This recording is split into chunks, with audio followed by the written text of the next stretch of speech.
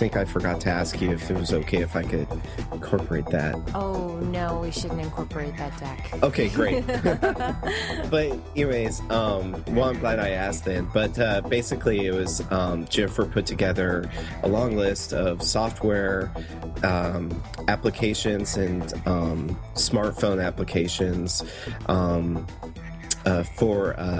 for basically preparing yourself for a natural like disaster, hurricane or ice event or something like that. So I found it quite useful, and we posted most of her items on the show notes on techanarchy.com. But really appreciate that, and it's not icy here anymore, so I'm enjoying the sun. Oh, nice! It melted finally, so it did melt. You were able to get to the store and get your food in your home and go back to work, I guess, right? Leave the house. Yeah, exactly. Good. Yeah, definitely got to leave the house after basically 5 days of just sitting inside the house, working remotely and everything.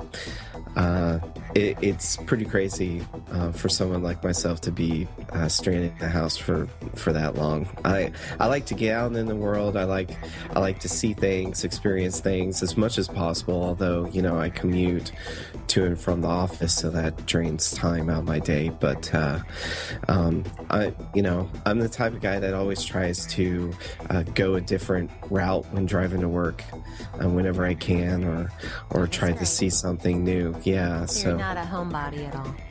No, unfortunately, my wife, she stands up all day and teaches a bunch of crazy kids, so she loves being stranded when possible. So appreciates it. Yeah. Yes, yeah, that's a better word for it. She does appreciate it. So the downtime.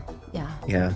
How about you? Did you get a lot of ice where you are? Or? It was a joke. They're like, you're expect an ice storm this weekend. This was last weekend.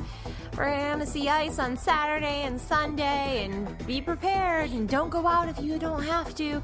Nothing. I mean, we had freezing rain, but I did not encounter any ice whatsoever on the roads, on my home, no ice, nothing. I mean, it was just freezing. It was miserable, cold, freezing rain. That was just disgusting. But at least you got to get out and shop. Yeah. I was able to get out. And speaking of shopping, I got something this past week. I finally upgraded from... as you know, I carry several devices, and so one of my devices is an iOS device. So I upgraded my iOS device from a 5 to the 5S. So finally, now I'm in the cool kid camp. So did you get a gold iPhone or no? I did. I went with the yeah. Is it beautiful? It's gorgeous. Yeah, and the case, I couldn't bear to put like a case to cover the back, so I'm using. Temporarily, I'm using it doesn't look that great on it, but I'm using that knuckle case, right? That has like the brass knuckles. Oh, really? Yeah, so there was someone online, his name is Flossie Carter. He does really cool real reviews. Like he just tells it how it is, and his reviews are a lot of fun to watch. He was talking about this knuckle case, and it's like brass knuckles. I mean, they're hard. Like you could really use it as a weapon. So I'm like, that's kind of fun. And so I ordered one as a spare case for my iPhone 5, and then when I got the 5S, I was like, I don't want to cover up the back of the phone, so I put the knuckle case on it so it shows both the front and the back. But I'll put something else on there because it just doesn't look too classy. Like I wouldn't want to go to a meeting with brass knuckles. I mean, that just looks kind of tacky. I don't know, actually. If you're wanting to make a statement, that would be the way to do it. That would be the way. It's definitely I've never been in a situation where I've had to fight, so I really can't see when this would come in handy, but you never know. So I like it. I really do know. People might say, oh, there's no reason to upgrade from the 5 to the 5S. And that might be true, but I do like the Touch ID, and then I also can notice it a lot more responsive. It's definitely faster, and I can tell. Yeah. Oh, yeah, definitely. iOS 7 was definitely designed with the 5S in mind. All the animations are fluid. I mean, I don't even realize how many apps I have running in the background. Mm-hmm. It's that fast of a processor. I believe it's the new A7 processor in it.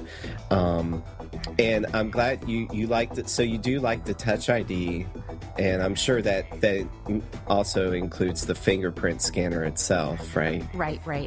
Yeah. Cool. Yeah. So do you have an iPad as well? I do, but I have not upgraded my iPad. I still have a 3rd gen iPad. I'm just curious how you use your iPad after using the 5S, and maybe this will take you a while, but at least for me, when I'm operating my iPad mini, I'm always tapping the home button now, thinking that it's a fingerprint scanner. I just do that, by its instinct now, that I just want to press the button to log in. Yeah. So, and I also noticed, and I'm waiting for them to fix this, but I noticed a little glitch with Twitter. So if you have Twitter open and your phone hibernates, and it won't let you activate the phone via the fingerprint scanner. It requires you to enter a code. I don't know if you've seen that, but it's something I've noticed. Oh, I haven't noticed that, but I'll keep an eye out for it. That's definitely a little glitch. Now, I know that the developer series, I think the beta 7.12, or is it 7.2 is out. It just came out. So maybe they're addressing things like that, perhaps. Ooh, that's news to me. I didn't know a new update was out. I was reading about 7.4 coming down the pipe. Maybe it was 7.4. Let me see. I just read about it, and well, you keep on talking, and I'll pull up the developer page. Yeah. Well, I'm more interested with some of the developments on your side, just starting out, because so you get a 5S, and I also see that you're on the list for Google Glasses. I am. So that's pretty exciting. I am super excited. It is a wonderful treat to be invited to spend $1,600 with tax, and yeah. You shouldn't be taxed on that. Right? I mean, you should at least be given like a government credit or something. I mean, I don't understand why I'm taxed on it. Does Google... Oh, you know what? Google does have an office in North Carolina. Maybe that's why. Yeah. Yeah. So I thought they had offices everywhere, but that's cool. So I guess when exactly should we expect you to be talking about glasses? I would think within the next couple of weeks. Wow. Probably. That's cool. I'm really excited. I'm very happy to be included in the program and have that ability to just give it a try and play around with it. And I wish I were a developer so I could actually develop for it. But I'll definitely use everything that I can find with it and test it out and take pictures. And so. Well, speaking of development, Google came out with some news just recently stating that if you develop applications for their Chrome store, that maybe in a few months from now, you'll be able to have those same applications ported to iOS and Google Chrome. No kidding. So, that's really exciting.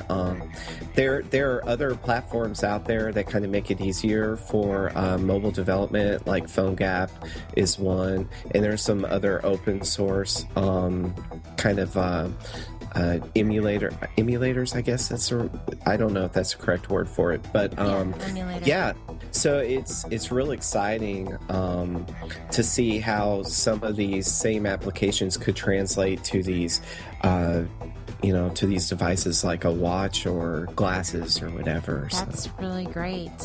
And speaking about developer, the iOS 7.1 beta 2, it's a pre-release of the 7.1 beta 2. It came out on Friday the 13th. Oh, okay. So it's still in beta. It's still a beta, yeah.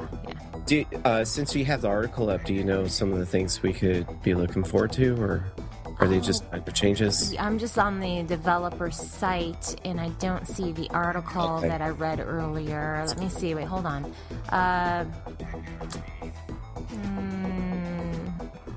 I don't see where it tells me what is so special about this. What's new in iOS 7? Here it is. Release notes. Okay. Yeah, because the article that I read were things not to expect from 7.1, so that, or from 7.1, so that was I'm still in the dark. From what I remember, they were talking about new wallpapers, and then there was a previous release of a dark keyboard, and then they pulled that in this latest one. Let me see. Oh, here it is. I'm finding when they spoke about it here. Let's see. I'd like to. I hope that it's more new wallpaper. There are things that need to be fixed. Definitely in iOS 7, there are some glitches here and there. The one glitch that just drives me absolutely crazy in iOS 7 is the copy and paste. Sometimes when you select a word, it'll trigger the copy, and other times it won't select a word, but then it'll trigger copy again. Very, very frustrating. I just hope they kind of nail that down. I noticed a similar thing on Android too. When I'm touching it to try to copy, and I'm just wanting that menu to pop up. Sometimes it does, sometimes it doesn't, and I always think maybe it's my finger, and it's just there's no warmth to it, so it.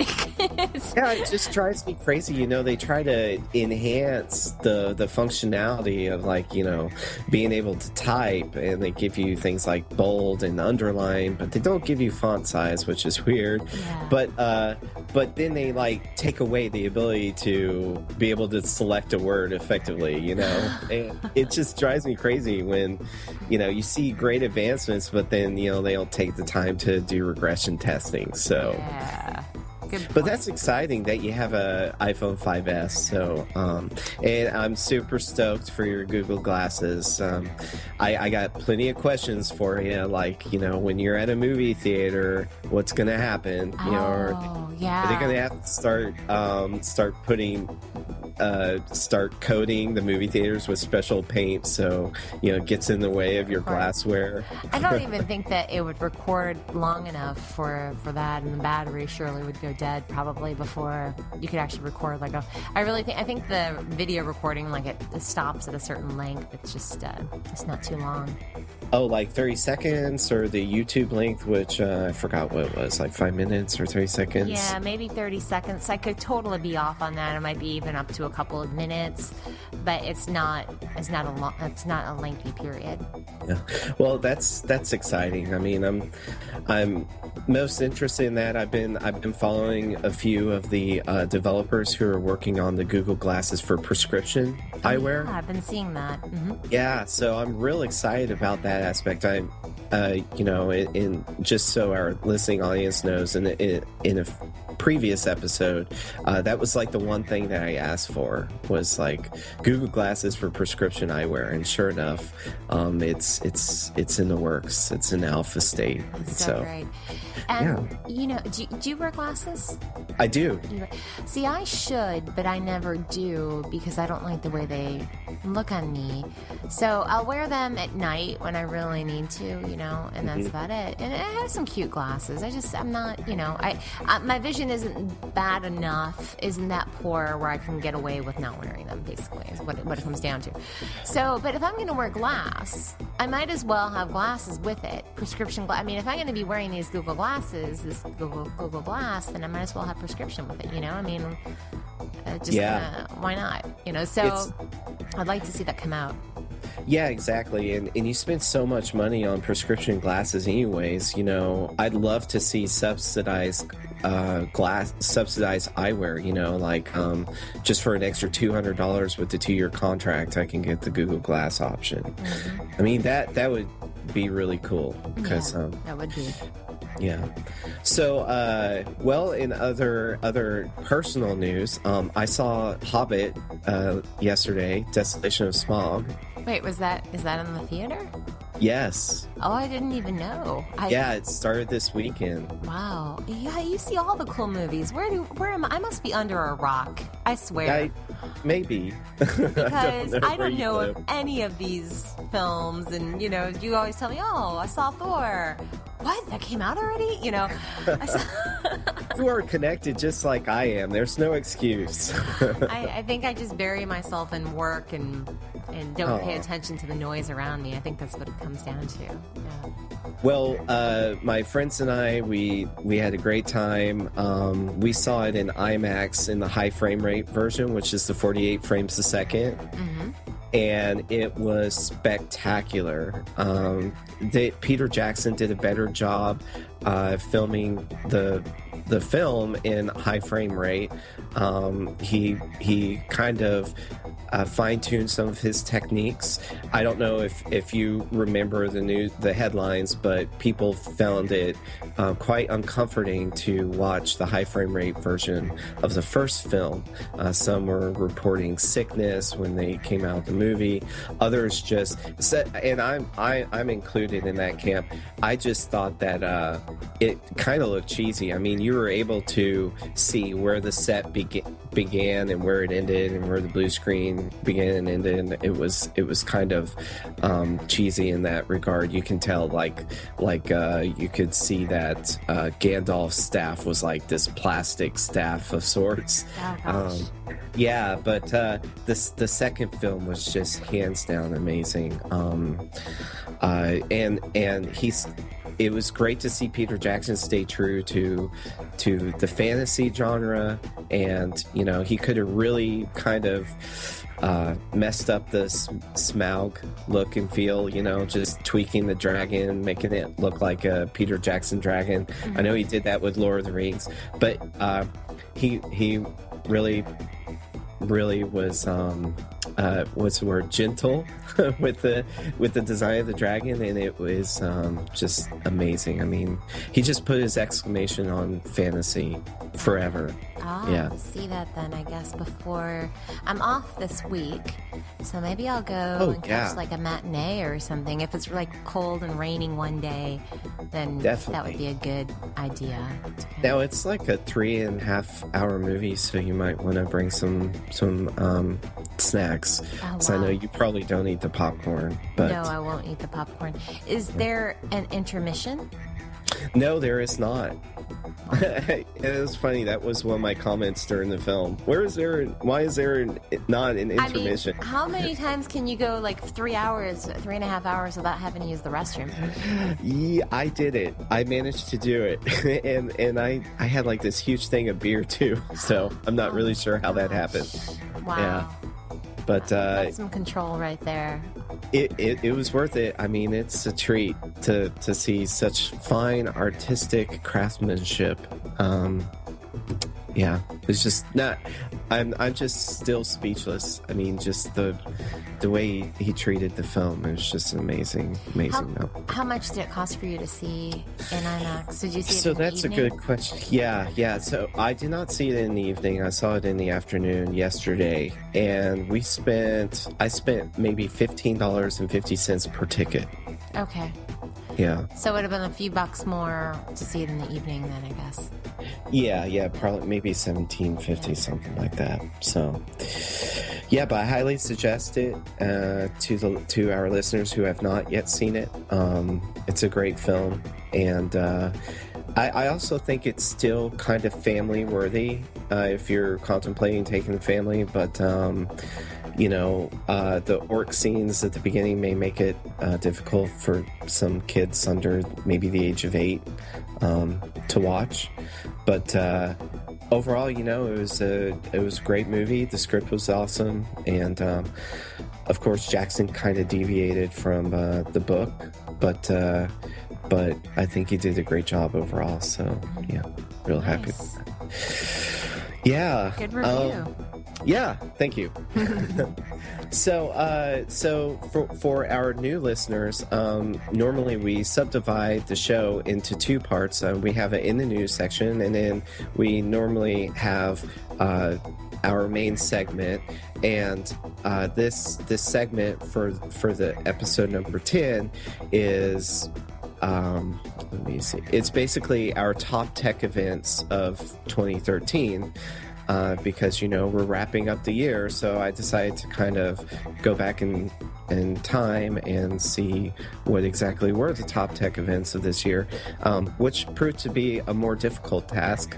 It was a challenging task to kind of look back and I have an issue where, did that happen in 2012 or 2013? And then I had the same problem. Really? Yeah. Yeah, like I was wanting to really talk about Curiosity, and then that was last year. So I was like, But I think we managed to do it quite well. So let's get into the news if you're ready. I am ready. So in the show notes, I posted 2 new leaks that have come out over this week from Snowden. One is that the NSA is spying on everybody playing the World of Warcraft. That's just crazy. I mean... Yeah, what the point of that is, I don't know. I mean, maybe they think terrorists are trying to scheme and or maybe it's just another way into, why not? Maybe it's because these are some of the most popular games out there, and this is just another way as to have ears in our home, right? Yeah, I mean, but at the same time, we saw during the presidential debate, Mitt Romney wanting to build all these carriers and battleships and stuff, and the president called him out on that, and he was like, why do you need to build more ships? We can get leaner and meaner, we just don't need to build these ships. And just because the NSA can monitor WoW and Xbox Live, according to this Ars Technica article, should they? I think this is government bureaucracy. They're really getting a lot from me because hi, hey there, hi, what's up, hello, laugh out loud. Hi. Yeah. Those are my Xbox messages to people. Hey, what's up? Hey, hi. Hey, hi. Laugh out loud, laugh out loud, laugh out loud. They probably have spam filters set up to kind of get rid of the LOLs and anything under 3 letters. What is going to be who's going to communicate something important over an IM on a video game? Well, people do it, I guess. I mean, the Yahoo chat rooms, I was a proud member of the chat room community in the early 2000s, and they shut that down because they found out that terrorist networks were scheming through their networks, through the chat rooms. Interesting. So I'm sure that they could have been doing the same thing in WoW. Maybe they are. Maybe they're using this kind of technology as other kind of ways that they think that people wouldn't suspect. Let's use this to communicate. Right, but like we discussed in the previous podcast, though, I mean, this is for the government agency to get a warrant and then subpoena Blizzard for the WoW information. I mean, the NSA does not need to monitor these networks themselves.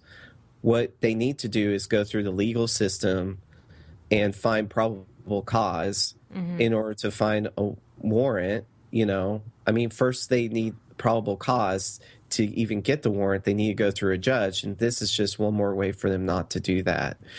And then speaking on the topic of communication, that was the second item that was released this week, is that the NSA is successfully decoding most of our cell calls, both text and cell phone. What in the world? So they're reading everything. Hands down. It's really just kind of we've said it before. Anything that's not a hard copy, anything that's soft, it's out there, and that's it. I mean, once you type it, it's gone. And once anything that's going over the network, it's just, you can't control it. Yeah, but to my previous point from the last episode, why am I paying so much for a smartphone if I'm making it easier for people to spy on me? Mm-hmm. I mean, if anything, I should be given some type of tax write-off or something like that. It makes no sense to me. I don't know why I'm paying for these devices if it makes it easier for government agencies to spy on me. Okay, I would like to see I want to see some justification as to why they do this. I'd like to see actual cases where they've caught real criminals and have really protected the country and protected us, protected people, or captured people that have done wrong, because of this monitoring. That is a fantastic point. You're exactly right. What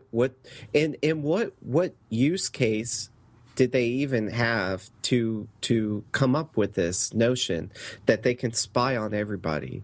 I mean, to me, it just seems like everybody in these government agencies were paranoid after 9/11, and they didn't know what to do, and they just decided to just do blanket security, just do blanket intrusion on everything, and then maybe they could fix the fallout later. Because I don't know where they got it in their heads that this was okay. Maybe it's always been in their heads. But yeah, at this point, as a taxpayer, I would love to know, whether or not this has done any good. Who has this caught? I'd like to know the same thing. Some real live examples of how. Why and then how has it helped? Yeah, let's start holding government accountable for all these security policies and have them actually start disclosing what good it's been. If it's going to save a potential rapist or child molester that's communicating via a video game to some kid out there and then says, hey, let's meet or something. If it's going to stop something like that, then great, But I'd like to know. I'd like to actually see some use case scenarios. Yeah, but it can also be done in reverse, right? They could also use the same technology to plant evidence into your computers to frame you without you even... I mean, there's nothing you can do. I mean, at that point, it's up to the court of public opinion to determine whether you're guilty or not. Right. They could frame people that way. I didn't even think about that. So that's the problem I have is that they just shouldn't do it. They should be going through the justice system. And, because the biggest part to being able to do anything from a legal standpoint is first establishing probable cause, and they don't have that when they're doing this. They're just sifting through data, and they could be connecting a lot of dots that aren't really connectable, drawing a lot of indirect correlations. And, in the end, you have this story about a person that is not at all true or correct. So good points. Well, good points. In other news, we have Google, who is said to be going to ARM processors in their cell phones. Good.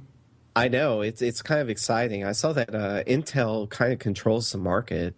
They have like 95% of server and PC, or they said desktop computers, and this is according to Bloomberg. They make and manufacture the chips for 95% of servers and desktop computing. So it's interesting to see, Apple's doing their A6, A7 chipsets, and I believe that's even a variant of the ARM. And now Google is being set to doing the same thing. And, I think it's interesting in several ways because, we just saw Microsoft get into this rut lately with their development because it's they're kind of in the middle of changing from software to hardware, and at the same time they're pissing off a lot of OEM providers, and they're going to their own hardware systems and their own software systems that they can control, that they can write software for. And now Google is doing the same thing. And I'm just wondering if we're not going to see fallout just like we are with Microsoft now with Google. And you're going to see a lot of the OEMs start complaining, like LG and HTCs of the world. They're going to be complaining about Google, manufacturing their own hardware. Yeah, I'm wondering. Because, let's see, right now, when it comes down to, at least for equipment, we have Motorola, so they own Motorola. But so they're looking at just making these processors to go in other, not just Motorola devices, but other devices, I guess, right? Is that? Oh, that's a good point. So maybe they are looking to put ARM in the other devices, but again, that's up to the OEMs, not Google. Yeah, that's true. Yeah. And then, according to a spokesman for Google, they say that we are actively engaged in designing the world's best infrastructure, says Liz Markman, which includes both hardware design at all levels and software design. So this, to me, sounds like Google's trying to pull back the reins a bit and start developing in-house both hardware and software. Mm-hmm. So we'll see what happens with that. But at the same time, Intel is taking a hit. Well, I guess, and I guess we shouldn't be too surprised either. I mean, Google just kind of gets their hand in everything. And it's interesting with them, sometimes they'll try things and then if not, they'll pull out, but maybe they won't pull out of something like this. This is a completely different direction. So... You know what? That's a great point, though, because in a way, they are kind of taking the same approach that they do with software now with hardware. Mm-hmm. They're just pulling out. And I would not put it past Google to just leave the OEMs just high and dry. I mean, just leave them with nothing. I mean, they've done that to their software applications. Yeah, they have. And there have been developers whose livelihood was based on some of these software applications that plugged into their ecosystem, and they just removed them. Mm-hmm. And it'll just be interesting. I know that Samsung is working on their own OS, and then Google is working on their OS.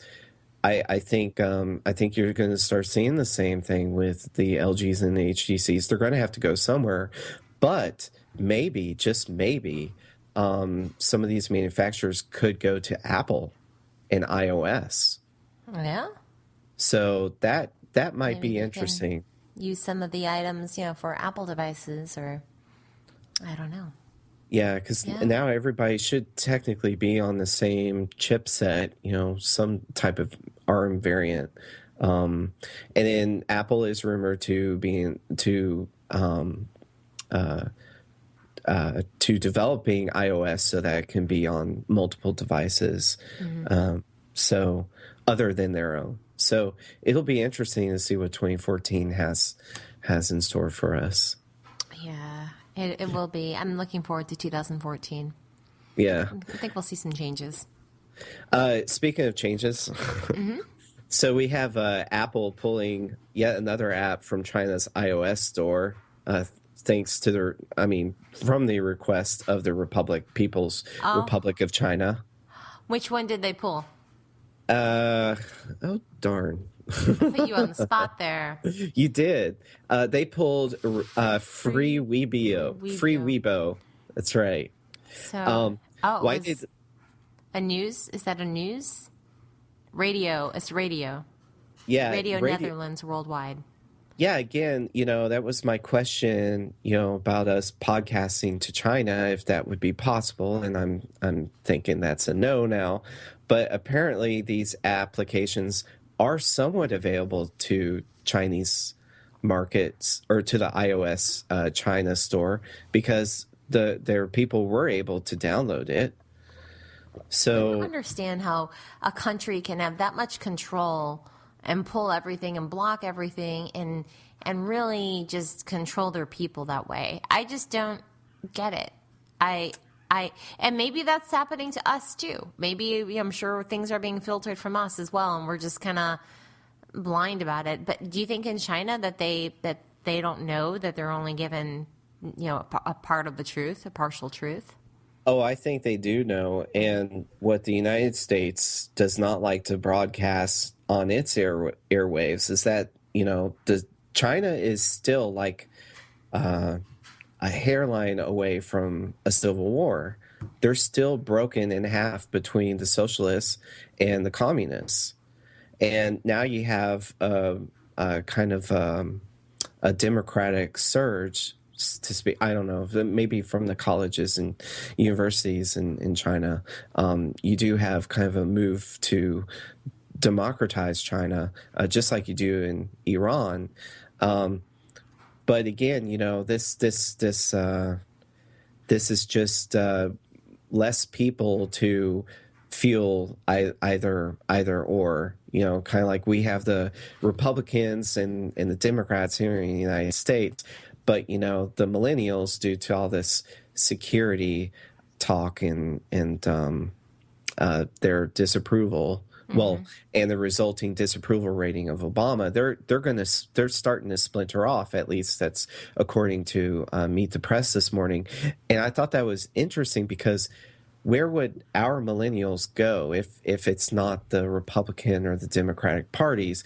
Just like China, where are their millennials going?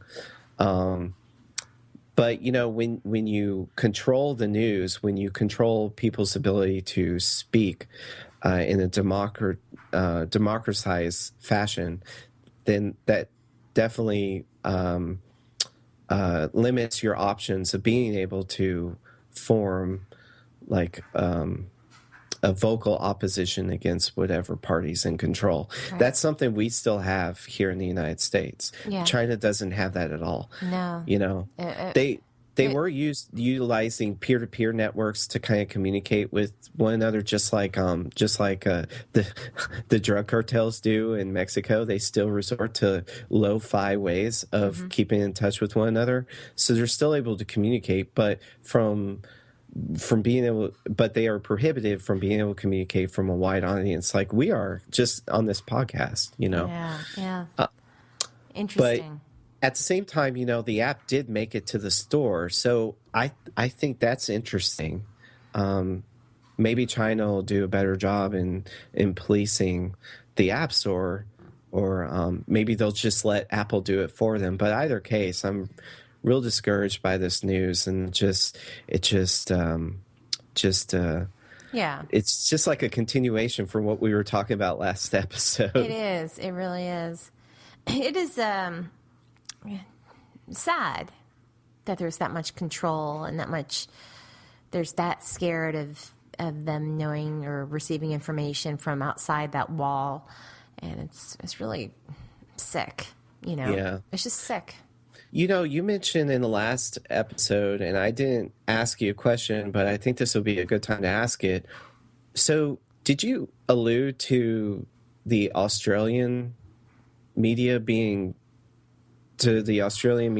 censoring people? Being censored? No, not censorship. I was talking about the fact that things are not available there like they are here. And it really comes down to regulatory laws, I guess, as well as, for example, Amazon here. Well, we have all these distribution centers. Shipping something to Australia would cost an arm and a leg. So therefore, they don't have that. They don't even have Amazon in Australia. They'll just do the books, and that's it. Gotcha. Because they can do the ebooks and stuff, and that's what I meant, is that they kind of complain like, oh, I can't get that here in Australia. Will you order that for me? That kind of stuff. And okay. And I think it's just mainly because it's clearly on the other side of the world, and they just don't have those items there. But they have a lot more, and they have, I think everything is better there, I think, than it is here in the States.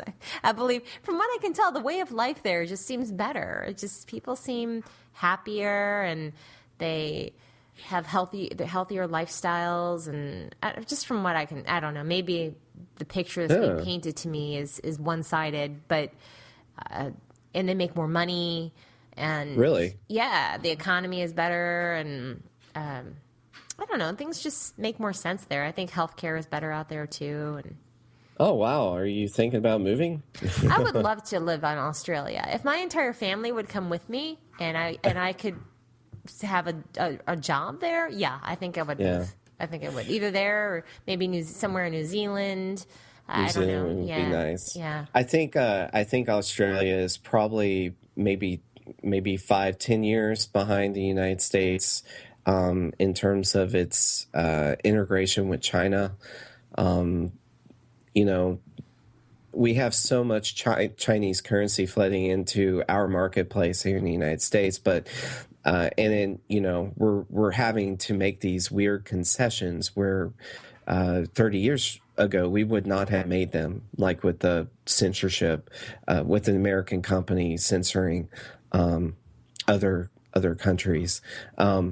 But I think you'll probably be seeing that in Australia if you haven't already. I know China's huge in their oil market in Australia, and they are benefiting from Chinese development of roads and whatnot. But later on down the line, that's going to have its issues because there's obviously not as much regulation on the roadways. At least when China builds it, and we saw that with some bridge that they made in California that made relatively cheaply. But anyways, Did the I bridge think fall? no, it was I think the problem was that the Chinese outbid us. They flooded our marketplace with their iron to build the bridge, and it was actually a cheaper grade of iron. And but that's they have much more of a marketplace in Australia. I know that. And so it'll be interesting. I mean, they have healthcare, which is good. Yes, that's good. Yeah. And I guess the high tech marketplace is really good there. So a shout out to all of our Australian listeners. Yeah. I know that's because of you and the work you've been doing over there. And I'm curious to hear what the people think in Australia and whether or not they think that the job market's good. Yeah, you guys, if you're listening out there and my friends out there in Australia, definitely let us know what you think of the job market. I mean, from what I hear, at least when I was talking with a friend who works in the tech industry, he was telling me, for the jobs that we'd be paid for here, how much more they'd get there and the same exact roles. And, but likewise, it's the same thing here in the States, though, depending on where you live. If you live in a city, you're going to make more money than whether or not you live in like Greensboro, North Carolina. It's a different tier, so maybe that's kind of the way it works. I don't know. Yeah, well, talking about money, I just saw, I'm reading one of your news items about Amazon not stopping until they pretty much bought everything. Yeah, so Amazon, according to The Wired, Amazon won't stop until it's the place where you buy everything. And this is quite cool, actually. So, already, Amazon has quite a place in our homes with Amazon Prime, and you can get pretty much everything under the sun there. Well, they're looking to even expand that even further. They want to launch something called Amazon Pantry. And so basically the service would let you easily and cheaply purchase as many household items as they can stuff into a standard size box. So it's really going to kind of replace your grocery store. Yeah. And so right now they're looking at 2,000 products that will be available through the program with, of course, non-perishable items and such as cleaning supplies, canned goods, those kind of items. And what's interesting is that they also launched just the other day something called Amazon Fresh, that actually allows you with the same day to have same day grocery delivery services in cities such as Seattle, LA, and San Francisco. So, here they're kind of just trying to, right now you might buy some big items from there or anything under the sun. And now that everything under the sun is going to be the truth, it's going to incorporate grocery items. And, I kind of do that already. Do you use the Peapod service? We don't have Peapod here, but I would use it in a heartbeat if we did. Oh, okay. I'd use it.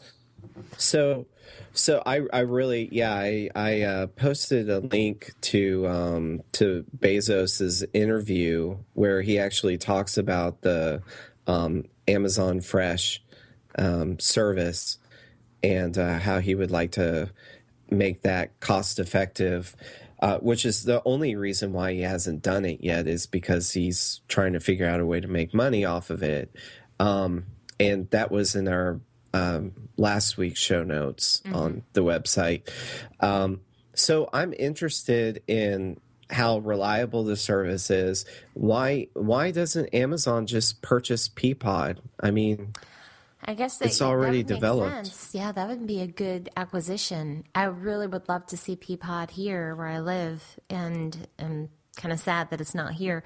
But, you know, I don't know. What do you buy from Amazon? Do you shop at Amazon a lot?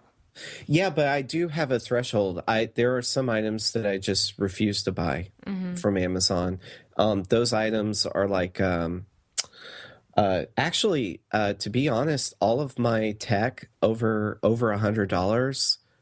Yeah, over $100. I buy at the store. I will not buy it at Amazon. So wow, that's interesting. I'm trying to think. I will buy tech from Amazon. I definitely buy tech, and then, you know, Amazon even has their own branded cables, and the pricing is very similar to that of Monoprice. So I'll buy some Amazon. They're called Amazon Basics, I think. So they have their own branded cables and things of that nature.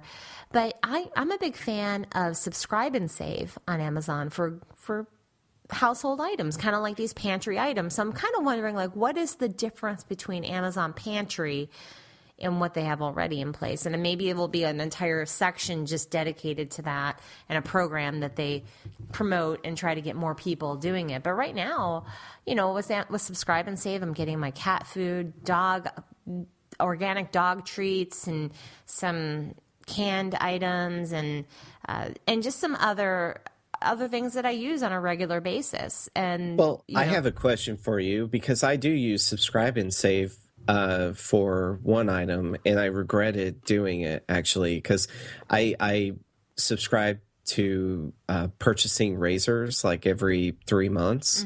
But unfortunately, my razor broke, and I had to purchase a new one, or I got a new one for Christmas last year. So now I don't need the razors. How exactly do I cancel? So you want to go into your Amazon account, and under your account, there's a Subscribe and Save section. And that's where you would manage that. And there should be an option to delete or cancel the existing Subscribe and Saves. Are you on the website now? Yeah, I'm actually doing it right now. Okay. And so something to note about Subscribe and Save that I love, that Amazon has all these different programs. There's also a program called Amazon Mom. And if you're an Amazon Mom and you do Subscribe and Save, and you have 5 items or more on your Subscribe and Save items, they'll give you an additional 15% off the entire order. And it's really a great savings. It kind of, you know, so I'll every now and then I'll be like, oh, I don't have, 5 items, but I'm part of this program. Let me try to, get another item in there. And you don't even have to be a mom, I think, to participate. You just say you are, and you can be a part of it. You couldn't. Oh, that's great advice. You're a man. Actually, but I could always lie in my profile. It's 20%. Okay, so I'm looking at my Amazon Subscribe and Save right now, and here's a notice. You're close to saving 20%. Add 2 more subscriptions to your January delivery and save 20% off the entire delivery. So that really kind of, and on my list right now I have some bird food, some cat litter, Oh, yeah, this would be great for my wife. Yeah, I mean, it's great. It's great. Yeah. And, to save 15% off the entire thing, 20% off the entire purchase, that's huge. I'm trying to see in my profile how I can change myself to a female. I don't know. Let me take a look here for Amazon Mom and see what happens. See, Amazon. Oh, that's like a special website? Let me see here. Go to amazon.com/mom. And how did you find out about this, Jennifer? I'm just curious. Targeted advertising? Stumbled upon it. No, it wasn't targeted advertising. Okay. I just stumbled upon it. I was looking at Amazon students. Oh, I know what it was. I was managing my Prime membership. And I had a Prime membership under me, and then there was also a student one that I think I was a member of. And then I was like, oh, there's a mom one. And so I was like, oh, okay, let me try this. And so, it gives you mom stuff. Like, oh my gosh, this profile thing is scary. Are you planning to adopt? Yes or no? Oh, why would they want to know that info? Why do I want to give this information to anybody? Where is that asking? That's Are you asking you this? expecting? Amazon is Yeah, asking yeah. you I'm this? trying to join. It says I could be a dad. I could be a step Oh, parent, maybe there's a family Amazon member. Dad. I wonder if there's an Amazon Dad program. Amazon.com/dad. Let's see. I'm gonna see. I'm gonna say I am an other caregiver. Are No. you expecting? Yes. Congratulations. Is this your first child? No. And it asks for your child's name and birth date. Ah. Wow. You should say you're expecting. I'm just gonna lie and make up like Bob Dole is Dole. my first child, born January. Let's see if it detects the year. Oh, okay. It only let me select 2013 to 2014. So, wow, this is a pretty scary little survey. That's Okay, funny. but continue on. Let's assume that I do have a membership. When you do that, being a part of this program allows you to get an extra 20% off of your subscribe and save items. So if you have 5 items in subscribe and save, you get 20% off. I mean, it's like a huge discount. It's really nice. That's awesome. But you know what? At the same time, you're you're paying for that discount. You're paying with all this personal information. That's how you're paying for it. Yeah, you are putting in personal information, but I don't care. I want my discount. I want to save 20% off of the items that I'm already getting on there for a great price. So I see I have 3 items in here. I see I need to add 2 more. So I'm trying to figure out what I know what I need. So you're looking, yeah. And this is a great tip, though. Actually, saving 20%. You know me. I'm kind of. I'm like, oh no, I don't want to give this data, but I probably already have in some form or fashion. I file online, so I guess I have. Did you find the area where you can cancel your subscription so you don't have to get those razors anymore? I did. Thank you very much. Good. I've done that. Yeah, because I think, during the time of zombie apocalypse, I'll be the one handing out razors because I got like 4 packages of them. I couldn't figure out how to cancel the membership. That's funny. Well, I'm happy to help. Thank you. But yeah, the Amazon Mom, that's it. We'll definitely have to put this in the show notes. This is a great site, and it's free with your Prime membership too. So I'm assuming it's not free if you don't have Prime. I don't know. I've always had Prime, so I'm not certain. I guess we'd have to log in and create a dummy account and see what happens. But back to the grocery store idea. I think it's great that Amazon is getting into that market space, and I just want to see them succeed because I'm kind of sick and tired of seeing Walmarts everywhere, and even though they create a lot of jobs in areas that shouldn't exist in the United States. Yeah, that's true. Well, go ahead. I'm sorry. Well, it'd be nice to see competition. That's all I'm getting at. I agree. And it's nice because it drives the prices down in those big stores. Exactly. It's interesting what they note here is that one obstacle would seem to be habit because shoppers for groceries and household goods is such a regular occurrence. Shopping for them is it's kind of what we do. Many people get set in their ways. And getting paper towels delivered by UPS is kind of odd. But, if you have a Prime membership and the price is good, the price is better, and why not? And it's also part of convenience, too. How nice to not have to go. Now, you know me. I am kind of a homebody. So how nice. I know this is just one less reason for you to get out. I'm not impressed. Exactly. This is another reason for me to not have to go and engage with those people at the store and talk to them. Oh, that's where the great stuff happens, though. You never know what'll happen. You never know who you're going to run into. It's fine if you go to the store when like you said that you and your wife go at times where it's not too crowded. That's great, But when you go during the prime time, those lines are just ridiculous. And during the holidays, oh my God, it was horrible shopping over Thanksgiving to try to find food to buy food that you want to cook and make, right? And it was so congested, and it was just the most horrible, unsatisfying shopping experience ever. And it made me like even hate grocery stores even more. I love going to my local one. It's nice and it's it's cool. But during holidays, no. Yeah, and my wife and I, we did shop late and we got all of our shopping done, but we would have rather or preferred to have done that online.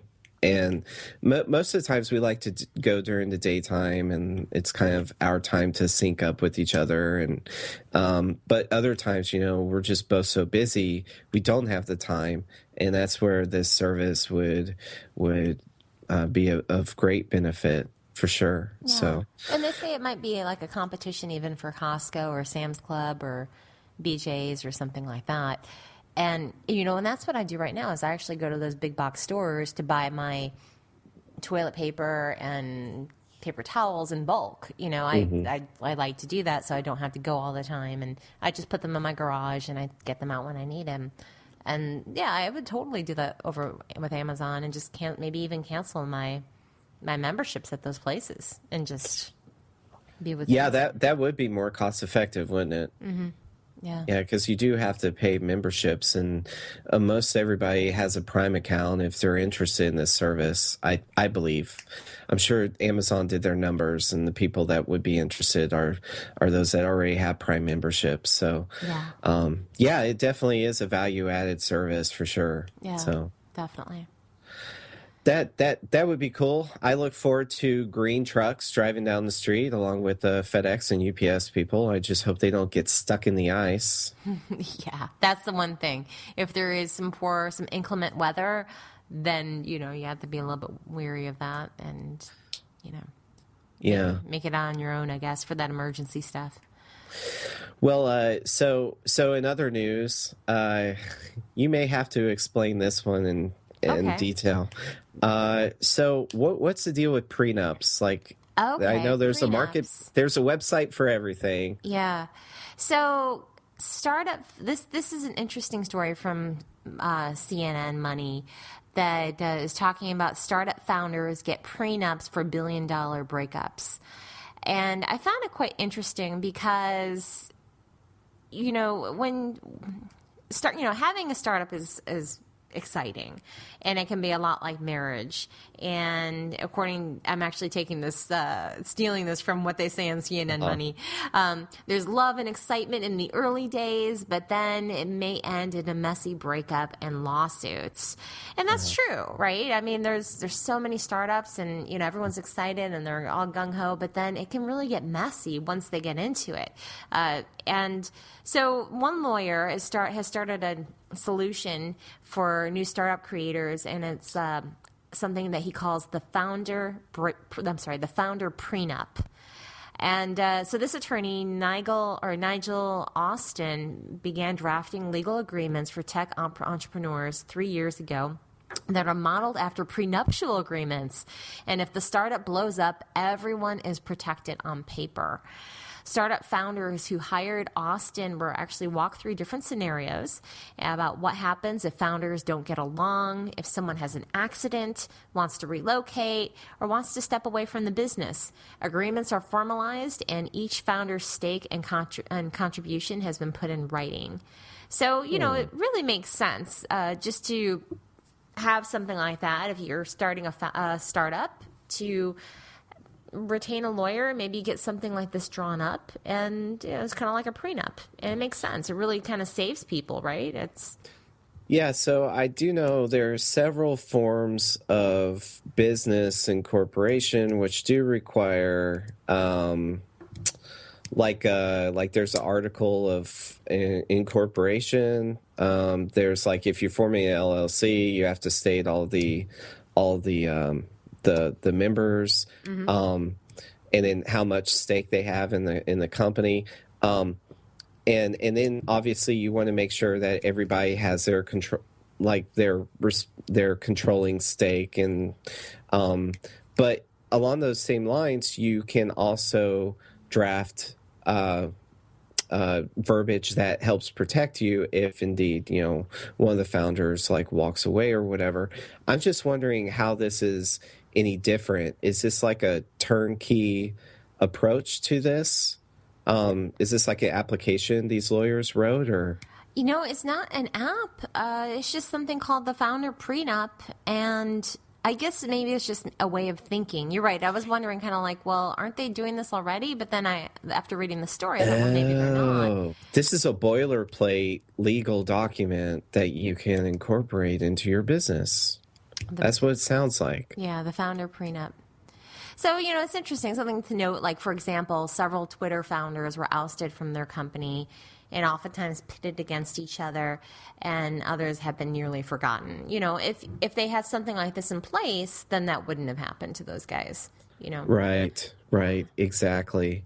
Wow. Well, okay, so this does seem like it's one less thing for you to involve yourself with when you're wanting to embark on that exciting new idea. So if you are about to start a startup, or you are in the process of having a startup created, definitely look into maybe doing some type of startup prenup and keep yourself safe, keep your friends safe, because you never know what's going to happen. Same with a marriage, or even with me, for example, a friend of mine recently disappeared, and we didn't have any business type of items together, but we were doing some online things together, and everything was in his name. And I was thinking the other day, if I wanted to start this back up ever again, everything is tied to him, and everything we did was all with his accounts, and and there's no way for me to access that now.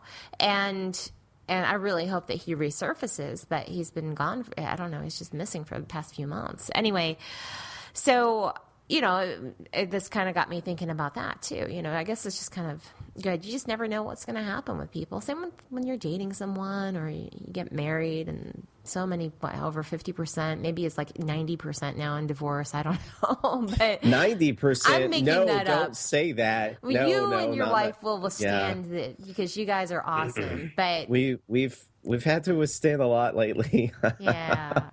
Well, I definitely understand why this would why this would be so important.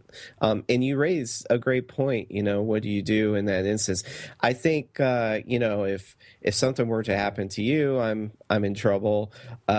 Just for the show's sake. But then at the same time, we're both kind of we have things in our own accounts. But I think at the same time, that's where you kind of have to be careful what tools you use and who you go through in order to do these various businesses. Like we go through Box.net for stuff, and I have you as like an administrator pretty much for everything. So if something were to happen to me, just FYI, you can easily take control. Right. And the same should. I mean, yeah, you need to be prepared because I've gone into some partnerships where they've all ended badly and wasted many years of my life working on these ideas. Yeah, I had one deal where it was like 11 partners, which was really weird. Wow. And then yeah, it's kind of like Lord of the Flies. Yeah, they start teaming up against everybody and building their own camps against you. So. Not cool. No, and I'm reading this story on the Money article that you cite, and they have Snapchat as an example, and I'm reading a horror story. If you mind, I would like to read some of this. Sure, please. So they're talking about Reggie Brown, who created Snapchat alongside his co-founders, Evan Spiegel and Bobby Murphy, and apparently they were fraternity brothers. I'm paraphrasing. And they broke up. Apparently, that's what happened. Reggie didn't see it coming. Attorney Lon Tran, who now represents Brown in a pending lawsuit against his former co-founders, told CNN Money. According to Tran, the breakup happened during a cell phone conversation in August 2011. But just a few days before the call, Tran says Brown received a text from Spiegel that read, "We are not celebrating without you, bro." Brown is asking for a third of the company he says he helped create. On Tuesday, Snapchat filed a restraining order against Brown. Yeah, that was his bad. Yeah. I mean, okay, that's what happens when I mean, the same happened with Facebook, didn't it? Didn't they have like a falling out with who built what and when? Yeah, they did the same thing with Facebook too. Yeah. So, yeah, definitely you would need a legal document, such as what you're talking about in this article or Yeah, what you brought up. founder prenup. Yeah. Yeah. It just makes you think, I mean, things that it's hard to, I think, in the beginning because everyone gets along and you just think, oh, I'll never need that. And I don't think that you and I need it either. But see, Well, I was gonna say though, you always need it. yeah, but that's the thing. Always. It's like, so then along the same lines of marriage, do you and your wife have a prenup? Nope. No. See, Nope. That's where like, trust comes in. Yeah, I'm wondering if I were to ever get married, if I would do a prenup. I don't know. I can't think of anything super valuable that I have that I would need to draw a prenup for. So I don't think I would. Well, that's where business is different. If we were a multi-million-dollar business, we wouldn't have a prenup, but we would probably have established verbiage saying what we do, what we're in charge of, and what portion of the company we have, and who does what and why. Because then when the split up happens, that very definition goes into splitting up the company. But yeah, with businesses, their whole goal is to make money. So obviously you have everything to lose.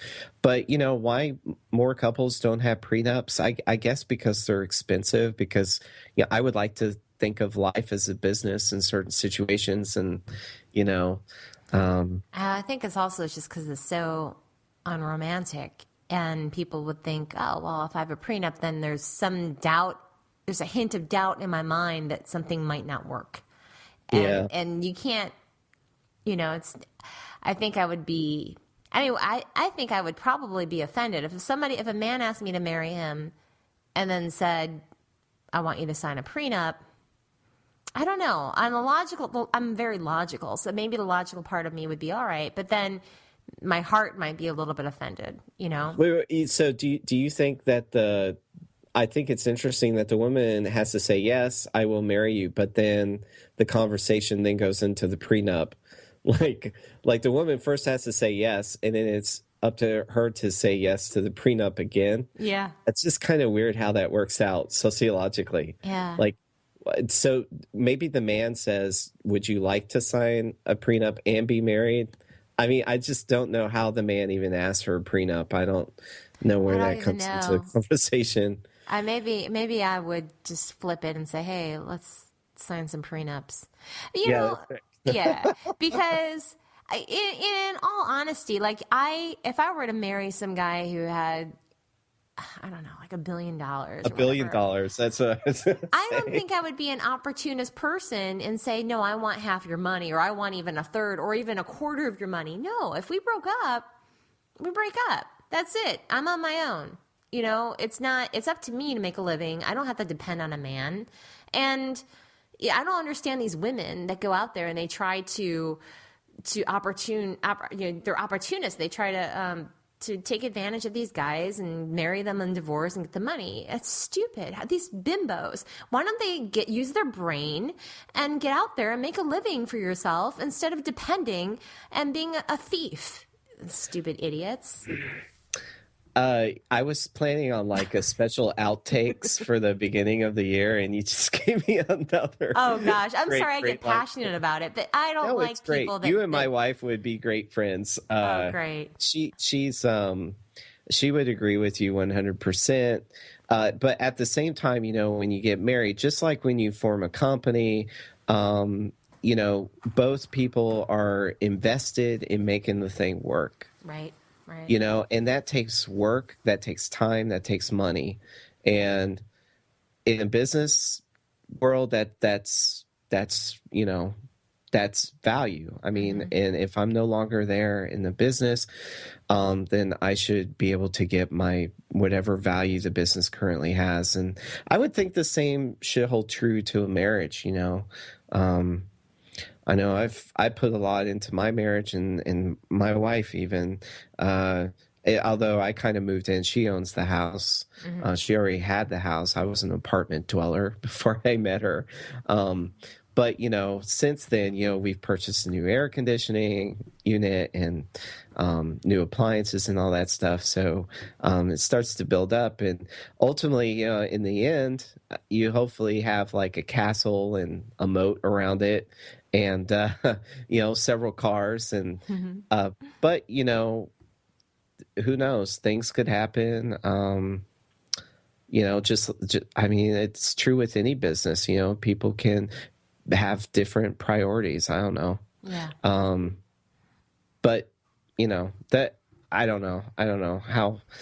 Isn't that interesting? Like just a conversation of prenup. Just what type of conversations stem from that? Like I thought at first we were talking about turnkey way of doing prenups for marriages, but then you began reading the article and it's for businesses. I'm like, oh wow. It really makes you think. So yeah, but then we even go into the marriage angle too. You have to. I mean, it just yeah. Oh man. So, I have one more news story that I thought was interesting. So this one is from treehugger.com. And it is about harvesting waste plastic for 3D printers to reduce poverty through a company called Plastic Bank. So I find this really great. So it's, once plastic, for example, is out of control and is polluting the water, really is. Littering our landscapes, endangering wildlife everywhere. But what if that plastic could actually be used as some type of currency to help reduce poverty? Well, that's the idea that Plastic Bank has, and they are calling for harvesting and repurposing waste plastics and using them in conjunction with 3D printing as social plastic.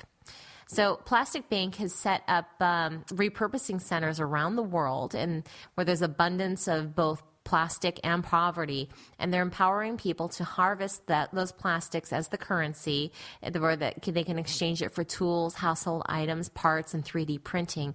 And their mission is to remove plastic waste from the lands, oceans, waterways, and help people ascend from poverty and transition into entrepreneurship.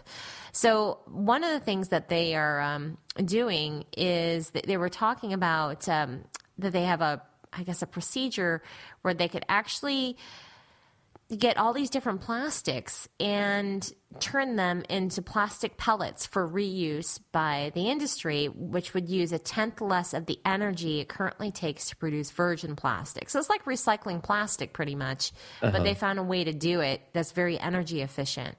So I find this quite interesting and just wonderful, and I really hope it takes off. They had a crowdfunding campaign earlier in 2013. They were able to raise over $20,000 towards the project, and their first pilot project will be in Lima, Peru in February of 2014.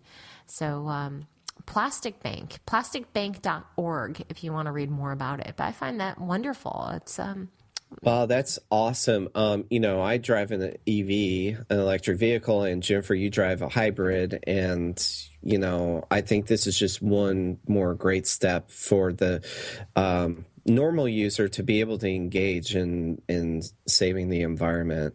I agree. It's great.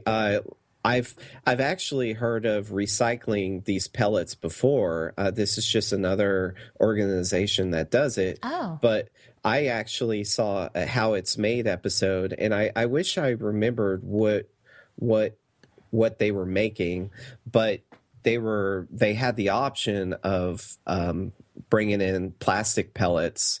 And it's just a fascinating process to watch them make a device, like melt down these plastic pellets into this huge furnace kind of device, and then, pour the plastic into the mold and all that stuff. But then they also said that there was a great recycled option as well. And it's very easy for them to do because, recycled plastic and manufactured plastic all have this plastic pellet form. And just to give you an idea, Jennifer, I'm going to actually Skype you the link real quick. Okay. But basically whenever you create a plastic product, you get these pellets in their various colors or whatever, and you melt it down, and it just makes more sense for Oh, yeah. us to be doing this more often with recycled pellets than manufacturing them. These pellets even look like. Do you remember when you were a kid? Maybe since you were a boy, you didn't play with these, but those kits that you'd get from the craft store, and they'd have plastic pellets, and you put them in the. Definitely. And you melt it. Yeah, that's what it reminds me of. I wouldn't melt them, but I did enjoy eating them. Oh no! I wouldn't swallow. I just like You to chewed on chew. 'em? Yeah. That's funny. But yeah, exactly. Yeah, I guess you make necklaces. I think for a time, people were making bracelets or the ankle bracelets, I think, was popular. Mm-hmm. But yeah, totally. This is a really good link, and I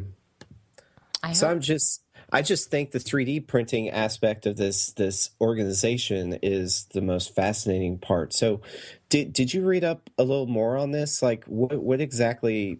So, I trade in a pellet and I get access to 3D services. What exactly do I get? I don't think that's the the way it's currency? working. So the currency will give them in these impoverished areas. It gives them for them to collect plastic. It actually gives them it's like currency in order to buy things that they need. Okay. So it's not in order for them to buy 3D printing, but it's for I guess it'd be household items or I don't know, whatever they would need in those areas, food, drinks, that kind of stuff. Okay, gotcha. So, but where does the 3D printing come in? Because I'm on their Kickstarter Oh, yeah. page or their Indiegogo. Oh, you're on the Indiegogo? Yeah. So it says we are empowering people to harvest plastics as a currency they can exchange. Oh, yeah, for tools, household items, parts, and 3D printing.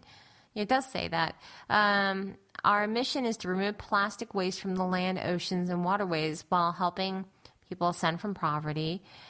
Social plastic. Let's see here. Our goal is to lead the movement towards worldwide demand for the use of social plastic in everyday products. See, I thought that it was 3D printing that they'd be using these pellets for. That's what I thought. Yeah, that's what I was thinking too. They collect this plastic, they turn it in, they get these household items, but then they're used in 3D printers or for 3D printing. That's what I thought it was, but it doesn't say that specifically. I'm trying to. It sounds like they'll recycle the 3D printed item as well. Which, I would rather see the latter. I'd rather see us use more recycled plastics in 3D printing, but I guess that's not the case right now. And 3D printing is going to take off, and when it does, I hate to think that we're just going to be creating more plastic and chopping down trees and stuff to make these items when we could just be recycling the plastic to begin with. I agree. I really would like to see something like this take off and more recycled plastics as well as less paper too, Yeah, so I'll definitely be posting a video. That these are on the website. It has some cool videos for everybody to become familiar with the organization, and I'll post those on our show notes. I'm just reading a little bit more on here just to see if I can find exactly what. The plastic bank will offer people both education and the opportunity to trade reusable plastic for credits that can be used for the printing of 3D products, repurposed necessities, and or microfinance loans. I don't know. I'll have to read a little bit more about this. Yeah, because that's what it sounded like when you were reading it. It sounded like you can trade in your recycled plastic in exchange for a 3D printed item, which sounds really cool. Yeah, that is cool. That is cool. That could very well be what it is then. From what the last thing that I just read, that's what it sounds like. I guess the whole point is to help them become more entrepreneurs and maybe start their own businesses and do something from this, and to be able to use plastic to help them do that. So maybe they would make some type of 3D products with the printer that they could sell then, perhaps? Oh, I'm totally excited. I'm stoked about 3D printing. It's going to be the new internet. I mean, it's going to create jobs. It's going to create a whole new line of entrepreneurs. If you think about it today, we got to go through all these distributors to be able to purchase parts. Like we have to go through these distributors that create parts for an engine, and then we have to find someone to put them together. But what if you can just remove that step and instead just find people to put together the parts, but you have total control over creating those parts? You don't have to go through any of these distributors.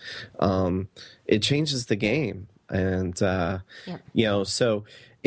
definitely empowering these impoverished areas is essential. It'll be interesting to see who takes advantage of services like this. It is. I'm looking forward to see what the results will be like next year. For sure. Lots of good stuff coming next year. Yeah. Good things to look forward to. Yeah. Well, those are some great news items, I think. We have the year wrapping up, and I really don't think much on the news front is going to be coming out next week. I think we have some Apple rumors, which is interesting. I don't know if you read this, but just this morning, I think it was on the Apple Insider, they're saying that you'll see the new iPhone 6 with the iWatch in October. Oh, no, I didn't see that. Yeah, I was looking forward to the iWatch in spring, but now they're saying October. I was kind of down about that. Oh, that's the spring would be great, but October, well, that makes sense, I guess. Maybe we'll see a TV. I would love to see spring. an Apple TV, like an actual TV set. Yes. That's what I mean. Yeah. I don't know if I'll be able to buy one. We have to afford a trip to New York City next year, so. Oh, so you might have to kind of save. Yep, gonna have to save. Mm-hmm. Yeah. So, but exciting times. But I thought for the second segment, we should talk about the top tech events of 2013 and what has transpired. It's always good to look back and just kind of, I guess it's a good way for us to gauge, whether or not we've moved forward. But since the 2000s, it's kind of been hard to do that. I guess we can say that we now use cell phones, and the job market has flourished because of application development. So that's good, and I think we've moved forward in that regard.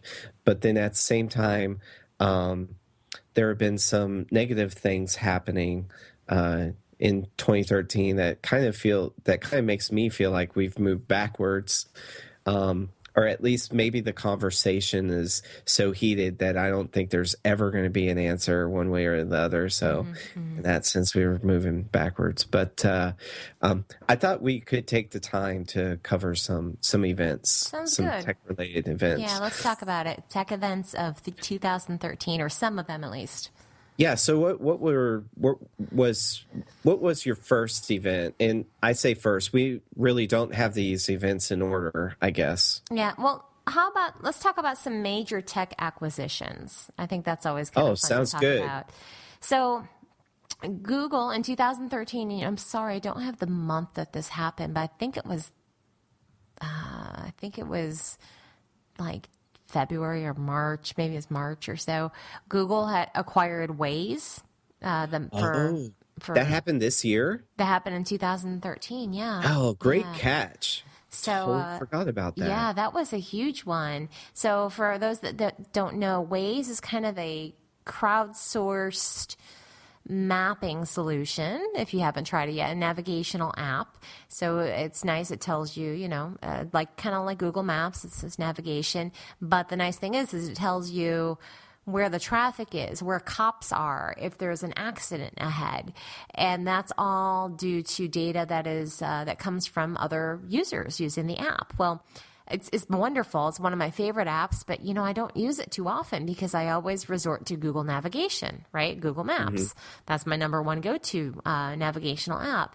So Waze just kind of gets left in the corner there, or not even touched on my phone, actually. And but I'm really happy that Google acquired them in 2013. So I'm curious to see what they'll do, if they'll continue to do it as two separate apps, or if they'll take some of those awesome things that Waze brought to the table and merge it into Google Nav.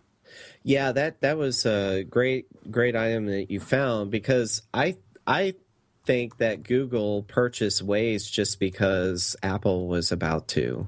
Oh, maybe I really so. think this is another acquisition where Google really doesn't have any plans for it. Because, if Apple had Waze incorporated into its new Maps product, that would have been a really hot item. Now, they spent $966 million on Waze. See, I didn't know that. Apple totally could have used this in Apple Maps. Yeah, they totally could have used it.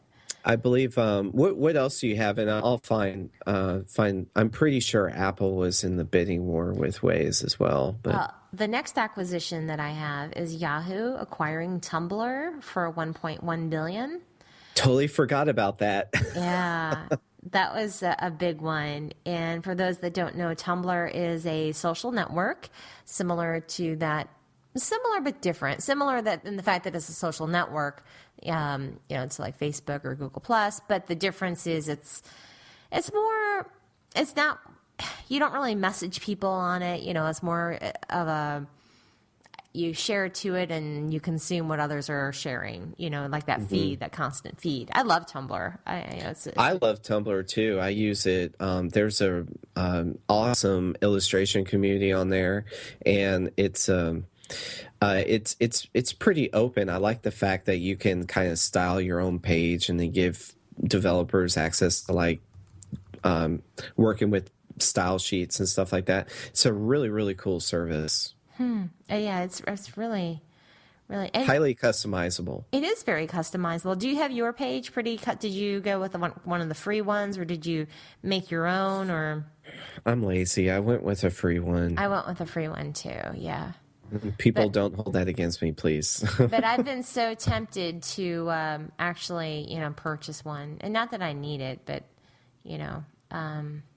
I think that'd be fun, and just give them some support too. But anyway, well, now Yahoo owns it; they have enough money, I guess.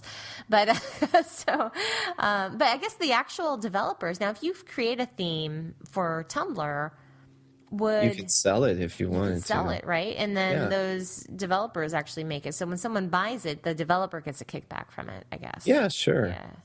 Yeah, it's just like with any other style sheet. I mean, there are plenty of developers that create their own WordPress templates and whatnot.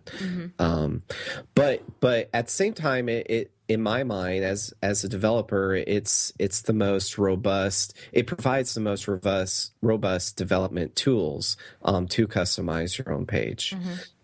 Which is interesting, because social platforms like Twitter and Facebook and whatnot, they really don't like you controlling the look and feel of the interface of your page, which sounds to me contradictory, but Tumblr is one of the only environments that really gives you full control, which is cool. Yeah, I love Tumblr. So great catch.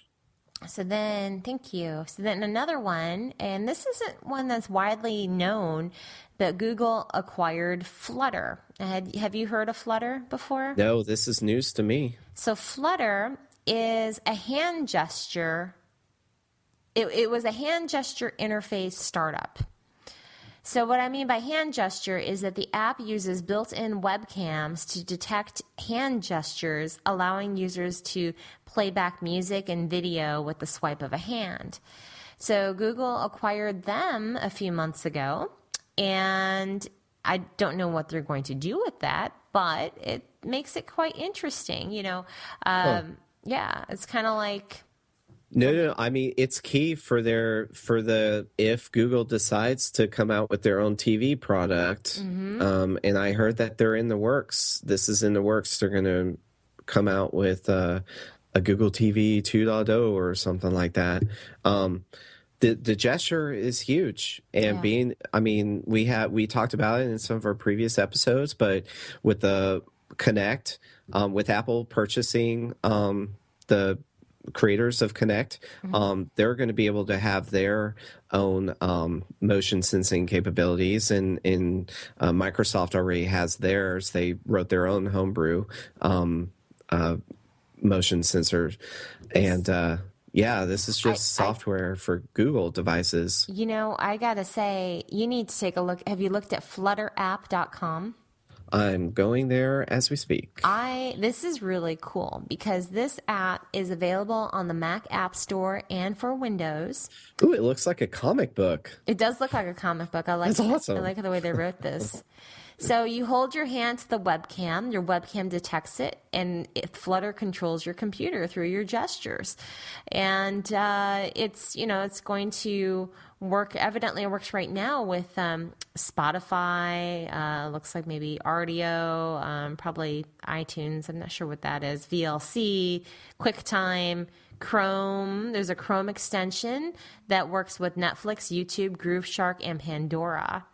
And cool. So it's pretty neat. I hate the fact that I wasn't unaware of this until realizing that Google had acquired them. I mean, why didn't I know about this before? I don't know.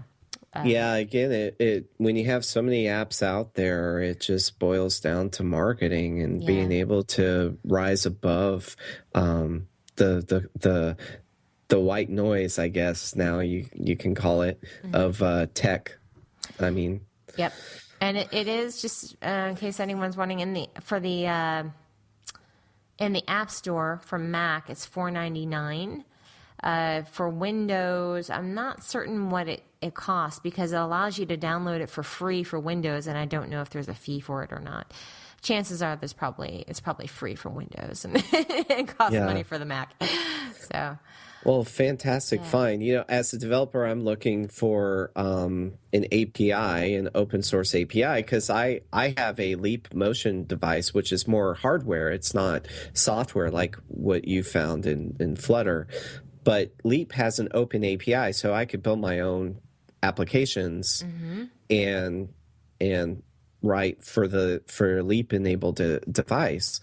And now I'm seeing that Leap has support for other hardware manufacturers like TVs and stuff like that now. It's getting crazy. Google buying Flutter makes me hope that I would have access to maybe Google API for development purposes, but I'm looking on their website. I really don't see any friendly developer speak. Like it sounds like Google could be locking this up for themselves. Yeah, which kind of stinks. I am wondering maybe they are because I don't see anything on here either. No. Flutter now works with Chrome, PowerPoint, and Keynote, so I wonder if this works with Chromecast.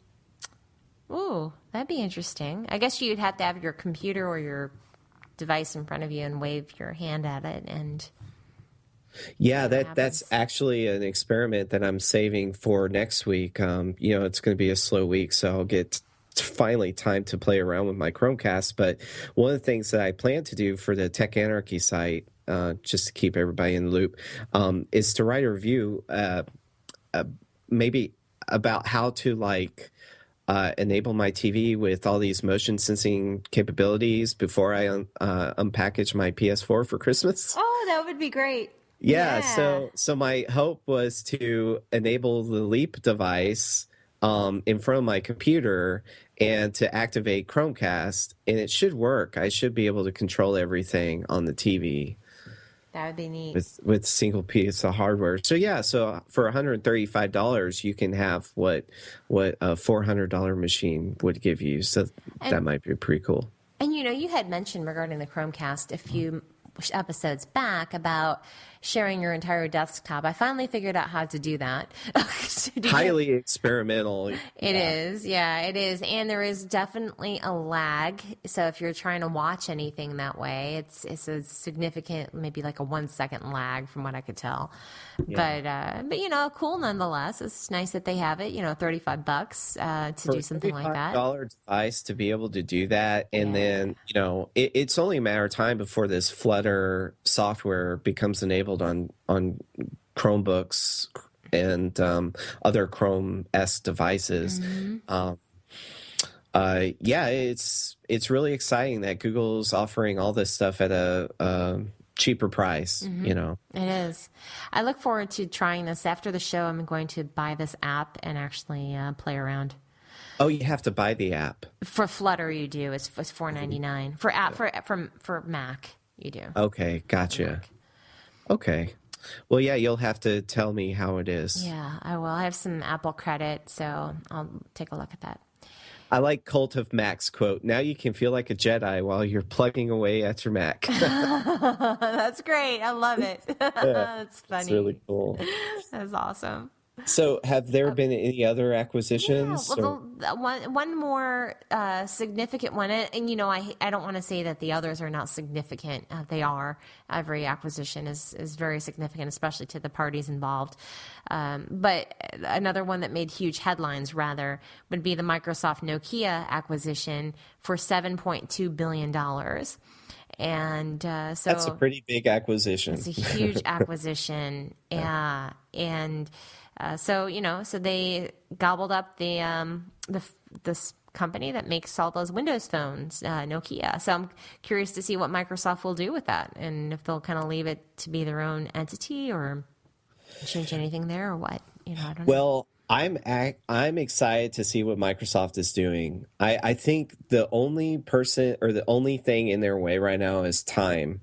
I think their software is fantastic. I'd love to see them ditch Windows 7 more in favor of a Windows 8.1, with the start bar included.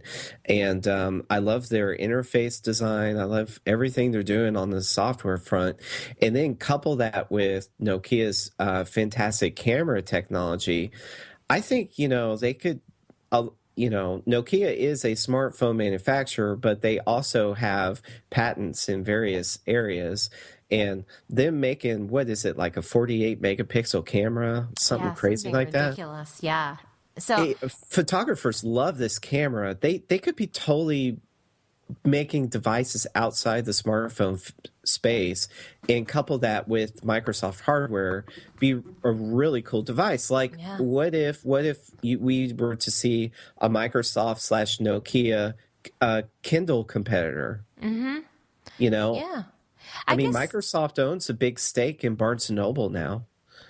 Oh, yeah. See, that's I didn't realize that they own part of Barnes & Noble. Yeah, they saved Barnes & Noble from bankruptcy. Wow. They injected like millions of dollars. Let me get the but yeah, so I'm expecting to see a lot of this cool camera technology and software tech come together in some other space other than smartphones. Yeah. I'm thinking ebooks would be a great space. Yeah, ebooks would be nice. Yeah.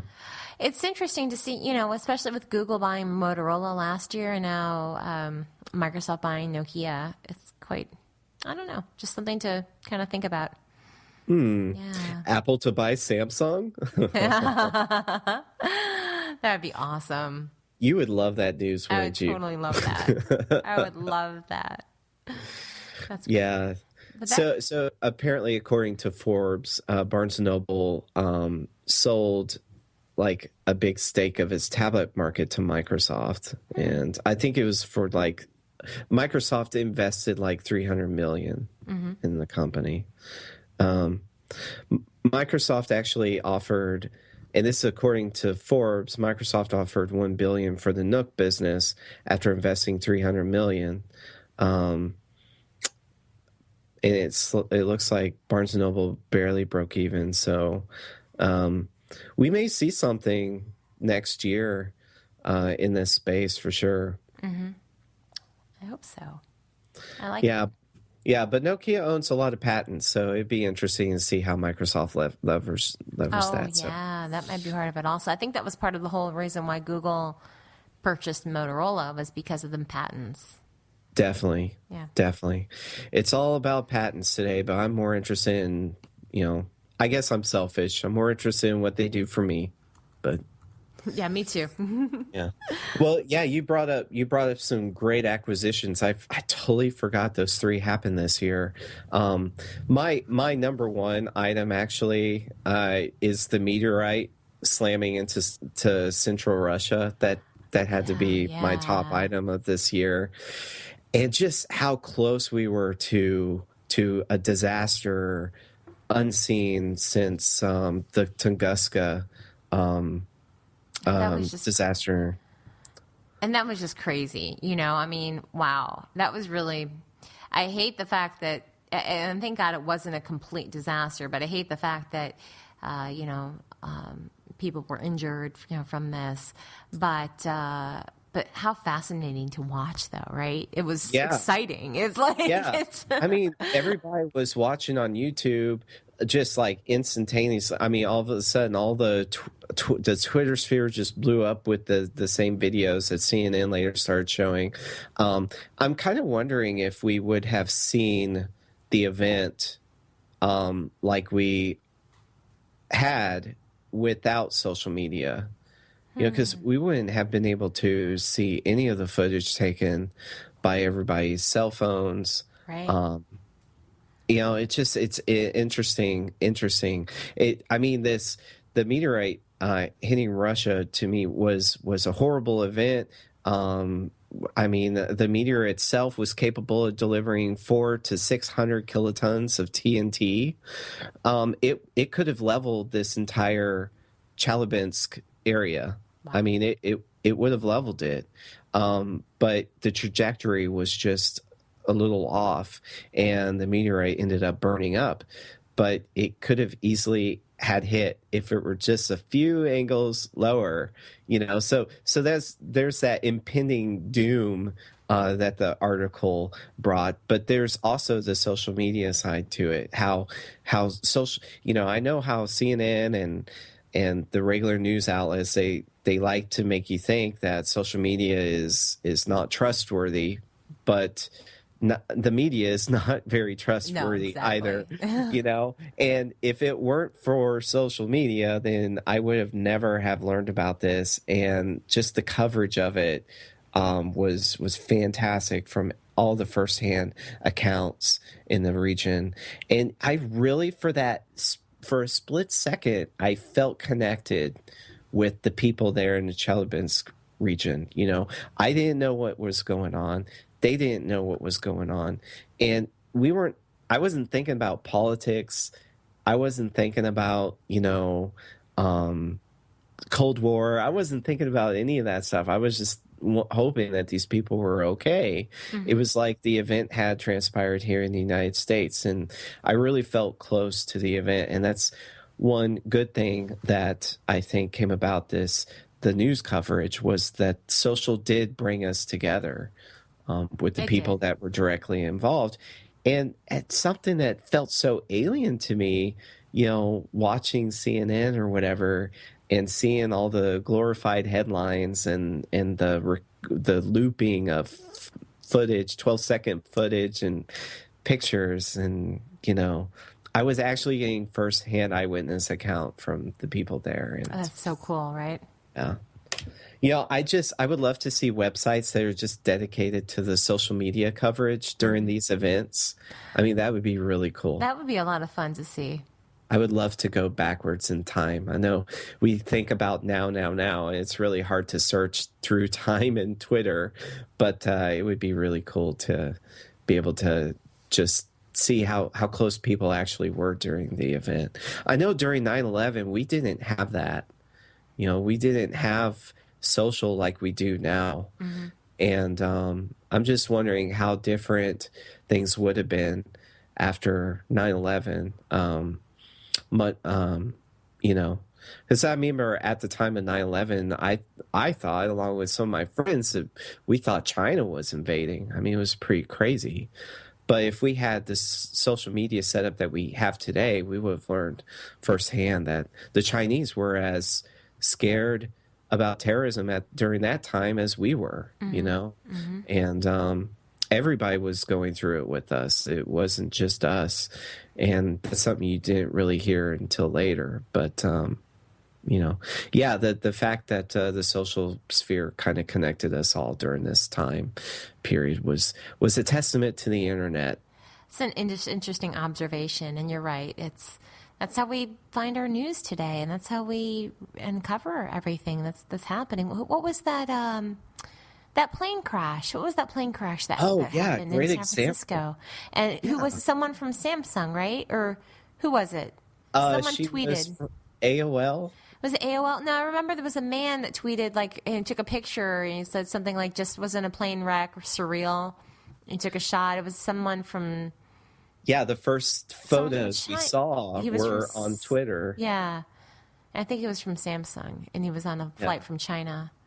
But yeah, that kind of stuff, just to watch it unravel that way. And that's how I find out everything. You know, I find it from my social feeds.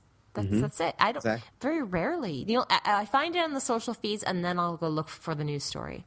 That's how it is.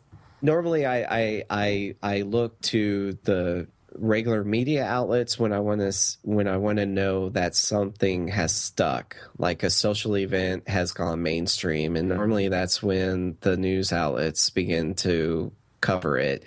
And lately, just on Tech Anarchy, we've been covering items quicker than the news media outlets have been covering. Interesting. Just on our Google Plus page. Yeah, so I think that's a little interesting, but you know, definitely social is where it's at. Another great example was some of the events that have been happening at LAX when the airport goes into lockdown. The first place I go to now is Twitter. I don't really turn on CNN. Actually, the second time LAX shut down, and I think they found out that it was because a car had accidentally run into the airport. They closed down the airport, and people from the other side of the terminal thought that there was a shooter running around, and social media outlet covered it like right then and there. I mean, there were people tweeting inside the airport, but as far as CNN was concerned, they didn't start covering it till 2 hours after. Wow. And then they were covering the tweets. They were talking about the tweets happening inside the airport. So it's like, no, social has definitely changed the name of the game for sure. But yeah, and you'll be able to be one of those first people to tweet when you have your Google glasses. Yeah, I cannot wait. Which is so exciting to have Google Glass all of a sudden activate, you know, when in times of, you know, in times where you really need it. I don't know how that works. That's would be really cool to see. I have to really rely upon the verbal recognition. Right now, I'm so skittish. I don't know. I am very skittish when it comes to using, like, sending a message over verbal recognition. I don't know why. I just don't trust that it's going to know what I'm, you know, or interpret what I'm trying to say. And then I don't like the fact that there's lack of punctuation. You have to say period, comma, you know, like things like that. Oh, that's right. It doesn't gauge like inflection and your vocal patterns. Yeah. So that kind of annoys me. So I tend to always type my texts and, you know, everything. I just barely ever use voice. I need to get over that. It's like it's a hurdle. It's because we didn't grow up with it. We're not immersed with it. We're not immersed by doing things by voice as far as with our equipment. And it just really takes some getting used to. It's just really kind of training your brain to go in a different route, you know? Do you think we are where kind of our parents were with the computer? No. Okay, so you do think that you can learn the voice activation? I think that we certainly can. Okay. I mean, I think even probably, you know, 15-year-olds can, they probably have the same hurdle, I would think, maybe, I don't know. But, Yeah. but I would say kids that are being born today, probably in the next 10 years, they'll probably navigate pretty much everything with voice and hand movement, maybe. I don't know. Gestures. Totally. I mean, I'm just wondering if Generation X and Generation late Y, late X, whatever you categorize yourself in, anyone, I mean, the younger generations other than millennials, us, in other words, if we're going to have that cutoff point, and I wonder where that cutoff point is going to be, because I told my wife early on that, I think my generation is going to be the only or the first generation to be playing video games past our prime. Yeah, like probably. I can see myself doing video games until I'm dead. I'm just curious what's going to be the cutoff point for me. I think it really comes down to personality when it comes. I think I don't know if you have a cutoff point. I like to think I don't really have a cutoff point. At the age I am now, when it comes to music, I just dropped my headphones. I'm still into all the indie music, and I like everything new. I don't like listening to stuff that was 20 years ago. That's fine on occasion, but not. And so anyway, I've been always on the cutting edge with music. I feel like I'm on cutting edge with technology. I do kind of wish that I were 20 years old. And we're living in this time now, No, you don't. I do. I think it'd be so much fun to be some kid, 20-year-old kid, and just with all the information that we have now, I think it'd be a lot of fun. But well, would you really want to be a 20-year-old in the job market of today? I'd like to do something if I could go back and be young again and be in technology. Yeah, I would do it. But. Well, there you have it. Yeah. I'd love to know what your 2014 prediction is then. I don't know what's going on. We'll in have to get into we'll that. Have to talk about that a little bit. Yeah. But anyway, I lost my train of thought of where I was going with that. Oh, yeah, I think that we'll adapt. I think that you and I will adapt. I think even like Leo Laporte, let's bring him up for example. He's maybe a decade or so older, maybe a little bit more, I don't know. But he adapts really well with change in technology, and he's talking to all of his equipment, I believe, and doing that kind of stuff. So I think it's just really, if your brain is wired in that particular way, that's just kind of wired into it and just gets it automatically, I think we're set for life. But I think the average, there's a lot of other people that have other interests, other than just than what we are. And those might not. I don't think that they're going to adapt quite as easily. And I think that there will be a cutoff point for them. Well, maybe our parents just stopped finding friends that were into tech. Maybe they just decided that was their cutoff point. Because I think the key with Laporte and other tech bloggers in the California area like him, is that they are surrounded by great people that are actually in the industry. And they're aware of the industry enough to know that they have to be connected to the people in it. Right. And maybe, that's one thing you and I are on a hourly, if not minute basis. We're connected to all the people like us through social media and stuff. So there's never that moment where we could get isolated from tech. So, Exactly. But our parents had that moment, I guess. Yeah, and they did, and they really, they came from a completely different time without technology, right? I mean, I remember my father came home bragging about the first fax machine that they had at the office, and hey, now we can send things immediately to Italy, and they'll get it, and they can send things to us, and he was so excited, and I was like, wow, that's so amazing. Cool. Yeah, I was like, wow, that's awesome. And I was so excited too, and I was just a little kid, And, well, if you watch Back to the Future Part 2, he actually the guy Marty's father's boss sends a termination letter through fax. You're fired. Hey, I just chuckle every time I see that, because that was at the time our version of the future. We had these great flat screen TVs, and I was like, man, the art directors were on fire with predicting technology, but then they're delivering stuff via fax. I'm like, why would they do that? That's so funny. That's great. Oh gosh, yeah. I can't even remember the last time I used a fax machine. We have to, everything is done right where you scan it and then you attach it via email. Or even if I do receive a fax, it comes in as an email attachment. And but my parents still have one. And I'm like, why do you need this fax machine? And I keep on lecturing them. I say, this is an outdated technology. People don't fax anymore. You scan it and you email it.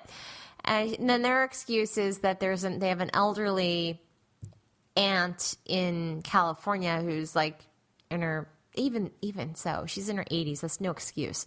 And she doesn't use a computer, so they have to fax things. And it aggravates me for some reason. I don't know what it is, but it aggravates me that they still use a fax machine. Well, I have to use a fax machine actually for legal documents. And for legal, and as a contractor, I have to fax my social security card and all that, and my driver's license.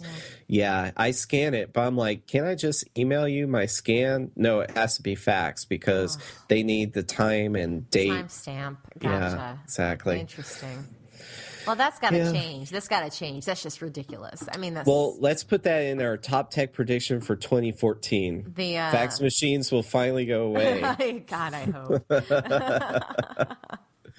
Well, what else do you have for news items for 2013? So, what about the whole deal with both Facebook and Twitter going public? Those were pretty big announcements in 2013. Huge announcements. Mm-hmm. Huge.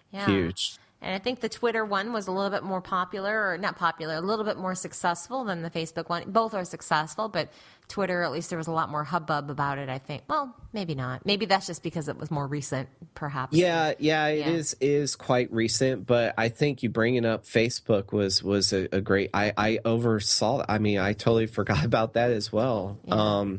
The Facebook IPO, I guess you can classify it as a disaster, at least to those who jumped in early.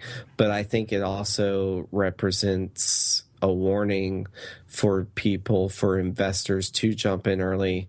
And it really kind of exposed our current state of the stock market and who's involved with stocks today. And it's not really the common investor anymore. It's more or less these Mark Cuban people that already have the money and can put X down and then hope for X out. And they have connections and they have ways in which to withdraw quickly, and so they put money in and then just took it out, and people got suckered into it.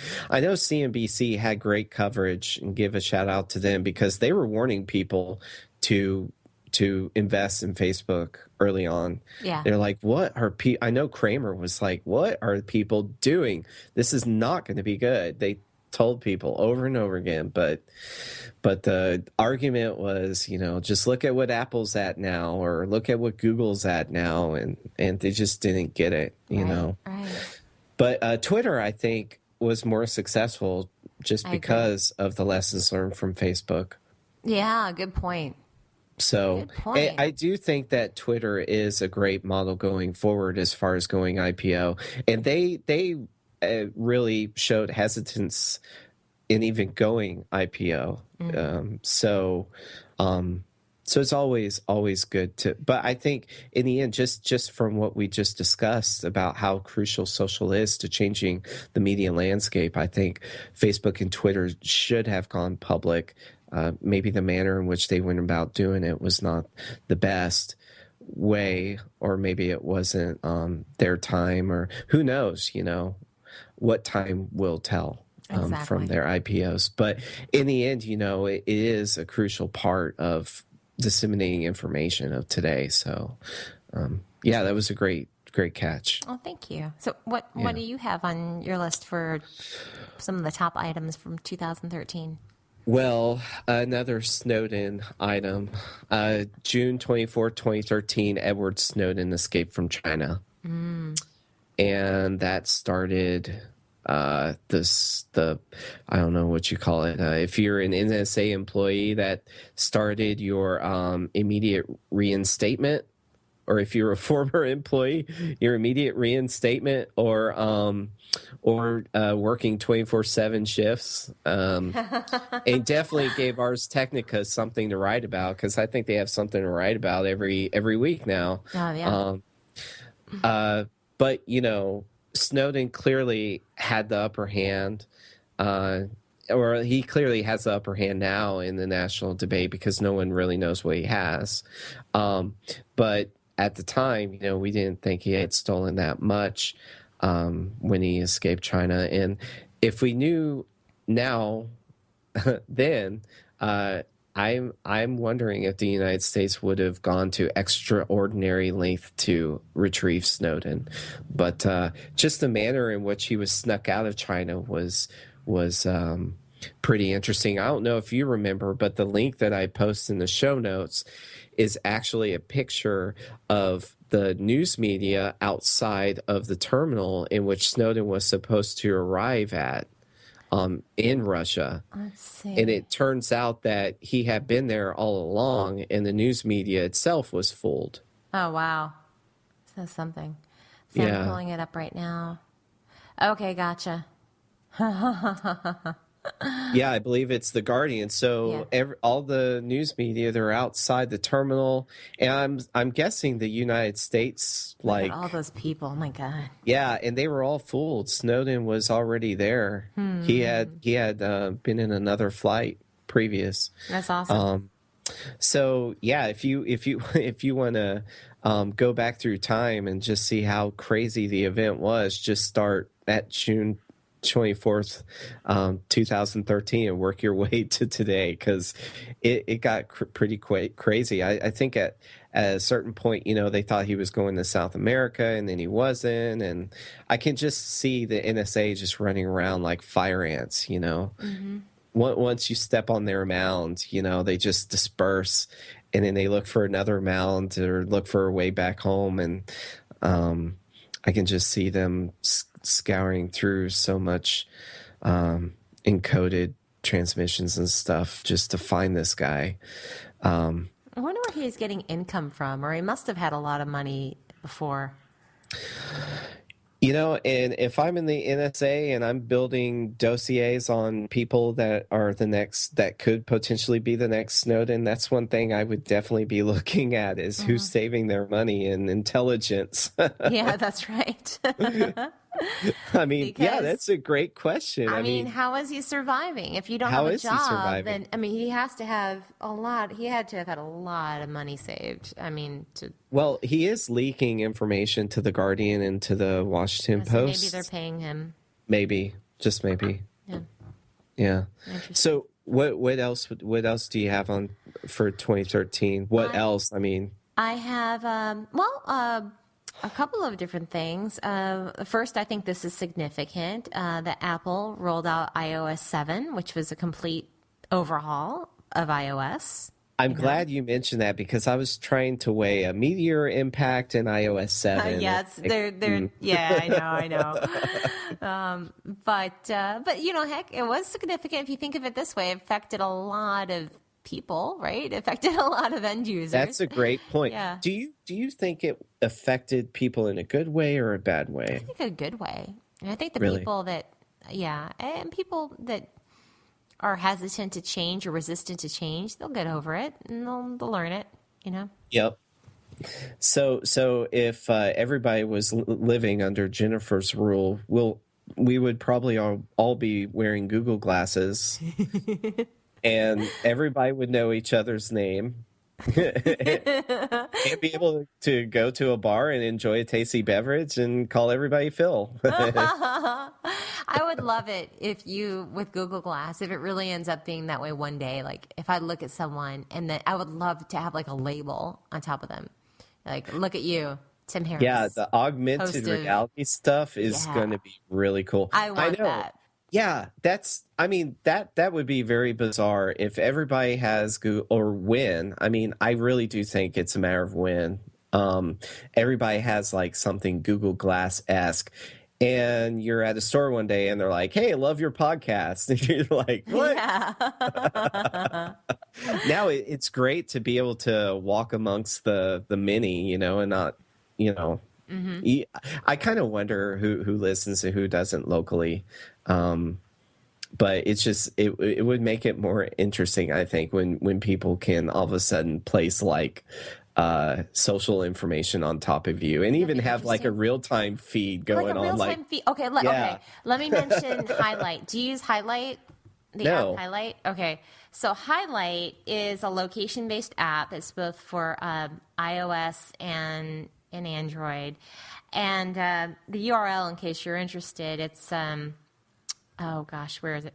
It's HIGHLI dot. I'm sorry, HIGH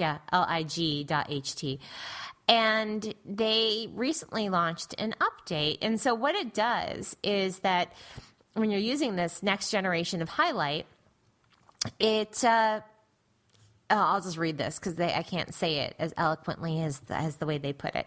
So Highlight 2.0 uses the sensors in your phone to show you live updates about the people around you. Just glance at the footer below each person to know what they're doing, where they are, who they're with, what music they're listening to, and why it's interesting that they're nearby. You can see that your friend Steve is biking, or that two of your friends are walking down 5th Street together, or that girl across the room with headphones is listening to the new Destroyers album. All passively, aggressively, not aggressively, I added that in. Aggressively, yeah, because I'm automatically, my mind is thinking, oh my gosh. So all passively generated from the sensors in the phone. Uh-huh. So, and then only shows what's relevant. Over the year, the algorithms that power Highlight have gotten more sophisticated. The service now understands that some connections are stronger than others. For example, if the person sitting next to you is from your hometown, that's more interesting than whether or not you like both like the same TV show. Or if someone shares both of you share your love for math rock, that's better than if you both like Coldplay. So it kind of measures it up for you. So that's awesome because, one of my business ventures in 2006, I believe, I was looking at developing like animation for an anime company here in Fort Worth and Dallas, and they're a pretty big anime distributor. But me and the writer, we met at a Virgin store. They used to have those stores, and they had they had a real good selection of graphic novels, and they actually had an anime section, and that's how we met. We both met at the anime section, and we right away knew that we loved anime because we were reading. Shopping. Yeah, we were shopping for manga or anime movies. But anyways, if I had the ability to know that about people around me, that they were interested in anime and that they're also, a writer, or like I'm looking for an inker or something like that, that would be really cool. I mean, I could see some really worthwhile relationships from a business standpoint.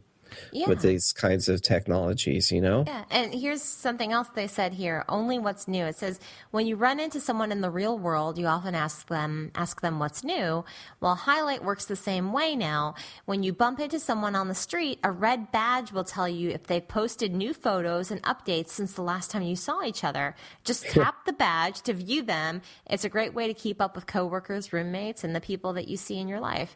So some of my coworkers aren't worth keeping up with. But so it's interesting. So I have this app, and pretty much, I sync it with my Facebook data so they can kind of see the different things that I like. And every now and then I might update it. When I was visiting San Francisco last year, I was using it all the time because everyone in San Francisco used this app, and it was awesome. It was like really, and I engaged with people through the app, and it was really cool. And here in North Carolina, the same people use it, so I don't see anybody new unless if they fly into the airport here and they're visiting. And it's boring here in North Carolina because I call it Green's boring where I live. And it's true. So it's, but my point is, if I'm wearing Google Glass, if that can work with the Highlight app, or even better, if Google just does it on their own, that would be so sweet. Like, it's that's where I see Google Glass and Google Plus really. Google Plus. That's what I was thinking, because it would show me your updates, the last thing that Tim updated, the last Auto Awesome picture that you posted. It would show me that, and that would be really awesome. I'd love it. Yeah, I'm totally digging that. Except I would rather you communicate in real life than through Highlight. Yeah, but when the people are around you, I would rather, instead of through Highlight, I could just see people like 5 meters away from each other, messaging through. They would walk up. I would walk up to someone. If I saw somebody in the same coffee shop as me and we're both on Highlight, I'd definitely go over there and say, "Hey, I saw you on Highlight." Yeah. So what about like Foursquare check-in? Like if you see someone else that you've never met before that's checked in to your location, do you ever engage with that individual? Or? I've seen where other people have checked in, but I don't know them. It's usually been at a larger venue, or where there's no way that you'd see them, but it has never been to a small area unless it's been my friends that have been. Gotcha. But yeah, I mean, if it popped up and said someone is here, I might like give them a head nod or something and say, "Hey, saw you check in on Foursquare," and wave. Yeah, I'm just wondering, because right now we have like LOL and all these short ways of communicating with one another through text. What the Highlight way is going to be of. Highlight does in the app. They have these things called head nods of acknowledgement, and I said that evidently it kind of left a place with me. It also has fist bumps, high fives, awkward high fives, and chest bump. And that's cool. Those are the things that they have in the Highlight app. It's fun. It's a fun app. I do enjoy it. So if I'm pulling up my Highlight right now, it looks like I did cross paths with someone earlier today. Let me see who it was. Ooh, weird. And granted, in a larger market, you see a lot of this stuff. And let's see here who it was. Dorset Barnwell. 49 minutes ago, he was driving. He was 3 miles away. We have one thing in common. Huh. Let me see what that is. We have, I see where he was, pretty much. Oh, our shared interest is the movie Grease. Wow, that's a lot in common. Not too much in common with that guy. Wow, so you actually see, like, where he drove and stuff? Yeah, but it doesn't give, like... it just gives a general vicinity. I see he was down the street. I know approximately where he was, like on the corner of Wendover Avenue and I-40. So you don't know where he lives, do you? No. Okay. No. And you got to realize, everyone who's listening to this, it's all with what you share, what you choose to share, and how much of that information you want. If you are very private and you don't want other people to see that you're in the area, and then don't get this app. But if it's, it's fun. I've only used it just to network with people. Cool. It's fun, I see this being a popular application for networking events, because, it's very tough to like, get the icebreaker going. And even if the icebreaker is not successful, then you still kind of have to work your way through it. And this seems like, this application would be a great way of getting through that awkwardness of meeting people. It initially launched at what was it? Something camp. Oh, like a conference? Camp, not WordCamp. What's the big, something camp out in like San Francisco area? Like a blog camp or something? Yeah, it was like some huge one. Like a WordPress camp? I don't think it was WordPress. I don't think it was WordCamp. Was that called WordPress? What the heck was it? Maybe it was, but you'll have to look for it. Anyway, it launched there because I remember Scoble and Leo talking about it, and a lot of people, and it was just going nuts because everyone there was signed into the app, so it was going insane. But I could see it like at CES. I think that would be a lot of fun to use, you know? Yeah, definitely. Yeah. And incidentally, I use this both on my iPhone and my Android phone, and it works better on my iPhone. It looks better in iOS. It looks cleaner, even though it's the same app. It just works so much better to me in iOS, and I really can't stand the Android version. Even though it looks the same, it's not the same. Is it a free app or? It's free. Mm-hmm. Cool. Well, I think I'm going to try this because I have to be out and about later today, so I think I'm going to try it and see how many people around me. It should be a crazy shopping area. Oh, yeah. We'll have this app. That'd be fun. Definitely give it a shout or a try, a shout. Give it a shout out. No, give it a try. Or highlight. Give it a Give it a highlight. highlight. Whatever you say. I mean, like, do you actually get like +1 if you do a physical fist bump? No, you can. There's no +1 or anything like that, but you can like things. So if you get a physical, I just heard what you said. I just heard what you said. I'm giving you a straight answer. I'm all into social interactions, like real social interactions. And I love how social media is kind of changing that debate to social interactions online, which is not really the same thing in my mind. It's not the same. That's Oh, funny. boy. Well, speaking of online, my one of my top 2013 tech items was actually the healthcare.gov launch. Oh yeah, good one. Yeah, it was launched June 28th, and in my mind, the website itself serves as a reminder that the government should not be in the business of IT, whether it be healthcare, intelligence, or even commercial. Mm-hmm. I loved the prospect of national health care. I think, we ultimately kind of have to go that way. That's just my personal view. But I think the government is not they serve as a great client for IT. Mm-hmm. But they are not a good developer of IT, and they shouldn't even be in the IT business. And it's interesting to hear how the president's approval rating is being affected because of this failure of a website. And I found it hard not to include this as my top 2013 item. Yeah, that's great. And I post several links in the show notes about. Are you familiar with? Have you been keeping up with this disaster? Haven't you? Yeah, I've heard about. Yeah, I remember it. Mm-hmm. So, do you know how many companies were involved in building out the website? No, how many? We're looking at least 12 to 15 subcontracting groups. Wow. Who built the website? Wow. That's a lot of pieces. So, yeah, a lot of pieces, but it started off being subcontracted to a Canadian company. It's interesting.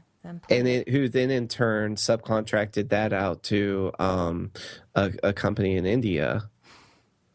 So, but yeah, I mean, at the end of the day, you have millions of dollars, hundreds of millions of dollars spent, and they still don't have the servers necessary to host a website, which doesn't even host a forum. It's the website itself going down, which is not a good sign. No, it's not. It's funny, kind of. I mean, I don't know. Maybe I'm kind of weird to find humor in it, but I think it's funny. It's just funny that they launched something and then it's messed up. I mean, it's the yeah. Is this a problem when government gets into technology? I mean, because I can't imagine what things must be like at the NSA with antiquated spy systems. Yeah, I mean, they should be good with technology, in my opinion, but You would think they should be. They should be. But they aren't. So, what's going on with healthcare, I just can't help but draw parallels to our cybersecurity infrastructure. So many people rely upon the government, and then I'm sorry. That's not Oh funny. my gosh, That's not funny. That's not bad, funny. actually. No, that's not funny. That's not funny. What I'm saying is that people just need to rely upon themselves rather than relying upon the government. That's what I'm saying. I mean, just to hunt you down with pitchforks. They will find your house and they will be outside your door. Happens when you rely upon the government and then it doesn't even work. The solutions that they have in place. Well, you know what? Take your life into your own hands. Take ownership of your life. Don't depend on others. Don't depend on the government. Just own your life. Period. That's it. That's all I have to say. But I was wrongfully imprisoned because the government made it out as if I was like an environmental terrorist when I wasn't. And now I have a hard time finding a job, so I have to... What? That happened to you? Through food stamps. That happened to you? No, I'm just saying it could happen to anybody. Oh. But that's where we are. Anybody can be classified as a terrorist. And there are environmentalists that are being classified as terrorists and they're being imprisoned. I mean, there were some protesters during the Occupy Wall Street movement that were in prison, and now they're finding it. They're having a hard time finding a job, but they that's a shame. That's sad. Yeah.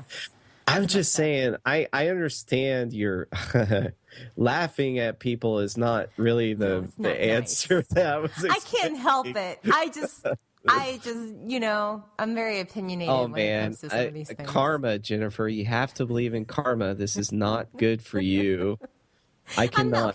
I'm not. Let me make this straight. At these people. I'm not laughing at people's I'm not laughing at people's hardships. I'm not laughing at you. I'm just laughing at you. But I'm just saying, at the situation, I just think it's funny that people don't take their lives into their own hands and take ownership of their lives. And instead, they rely upon the government and they have such faith in the country. And they shouldn't. And there you go. If that's what you do and then it screws up on you, that's what you get, That's, a lot of these people that have access to healthcare.gov that don't have access to healthcare currently that are looking at the government for access or for healthcare. My question is, how in the world did they get internet in the first place to even get to the website? Yeah, sure, they could go through the library and go through healthcare.gov that way, but I think I've been on this planet long enough to know that, and we saw this during Katrina, we were giving away vouchers of money, free money. And what was the first thing I'm drawing a crude generalization now, but they were buying TVs and stereos and instead of buying apartment space. And next thing you know, they're. I literally saw a picture of someone wheeling their new laptop that they had purchased in a shopping cart, homeless. Oh, they just spent their voucher laptop, but yeah, it just tells you that these citizens are stupid, and I mean, oh God. Well, stupid people with a gun scare me, so they pretty much dominated all of history. Clearly, none of them will be listening to this podcast, so we're safe? I feel completely Question safe. Mark? Yes, that's my point. I would not feel safe with highlight. I'm just saying. Karma. Apologize, Jennifer. Apologize now before something happens. I am fine with what I said. That's the way I believe. So, well, I figured the healthcare.gov would launch in a response, but I'm pretty disappointed. No, you're right. You know what's the nice thing about the site, though? It is a pretty site. It's beautiful. It's designed well, but I assure you that wasn't done in Canada. No, probably not. They probably gave the comps to somebody Canada. Else. Yeah. So, do you have... I only have one other story, but we kind of talked about it already. That was kind of big in 2013. That's been wearable tech. So we did talk about Google Glass already. Definitely. And then smartwatches. Smartwatches, the Pebble Watch came out, and then Samsung launched their watch, And then who was it that launched Sony launched one, I believe. Sony launched was it the Galaxy Gear or something like that? Oh, that was Samsung that launched the Galaxy. Oh, sorry. Sony launched something else, I think. Oh, yeah, they have one of their Xperia watches that's out of the market. That's it. Yeah. And, and hopefully soon the iWatch next year. But, so that's big in 2013. That's kind of a trend that's been catching on. Definitely. I was afraid to list that as an item for 2013 because I'm hoping to list it as an item for 2014. But you are right for mentioning Pebble and Samsung's watch offerings this year. And I just wonder if this isn't going to be the year where people will be looking back and saying that Samsung and Sony got it wrong and Apple got it right. Or maybe it's, yeah. They will. Yeah.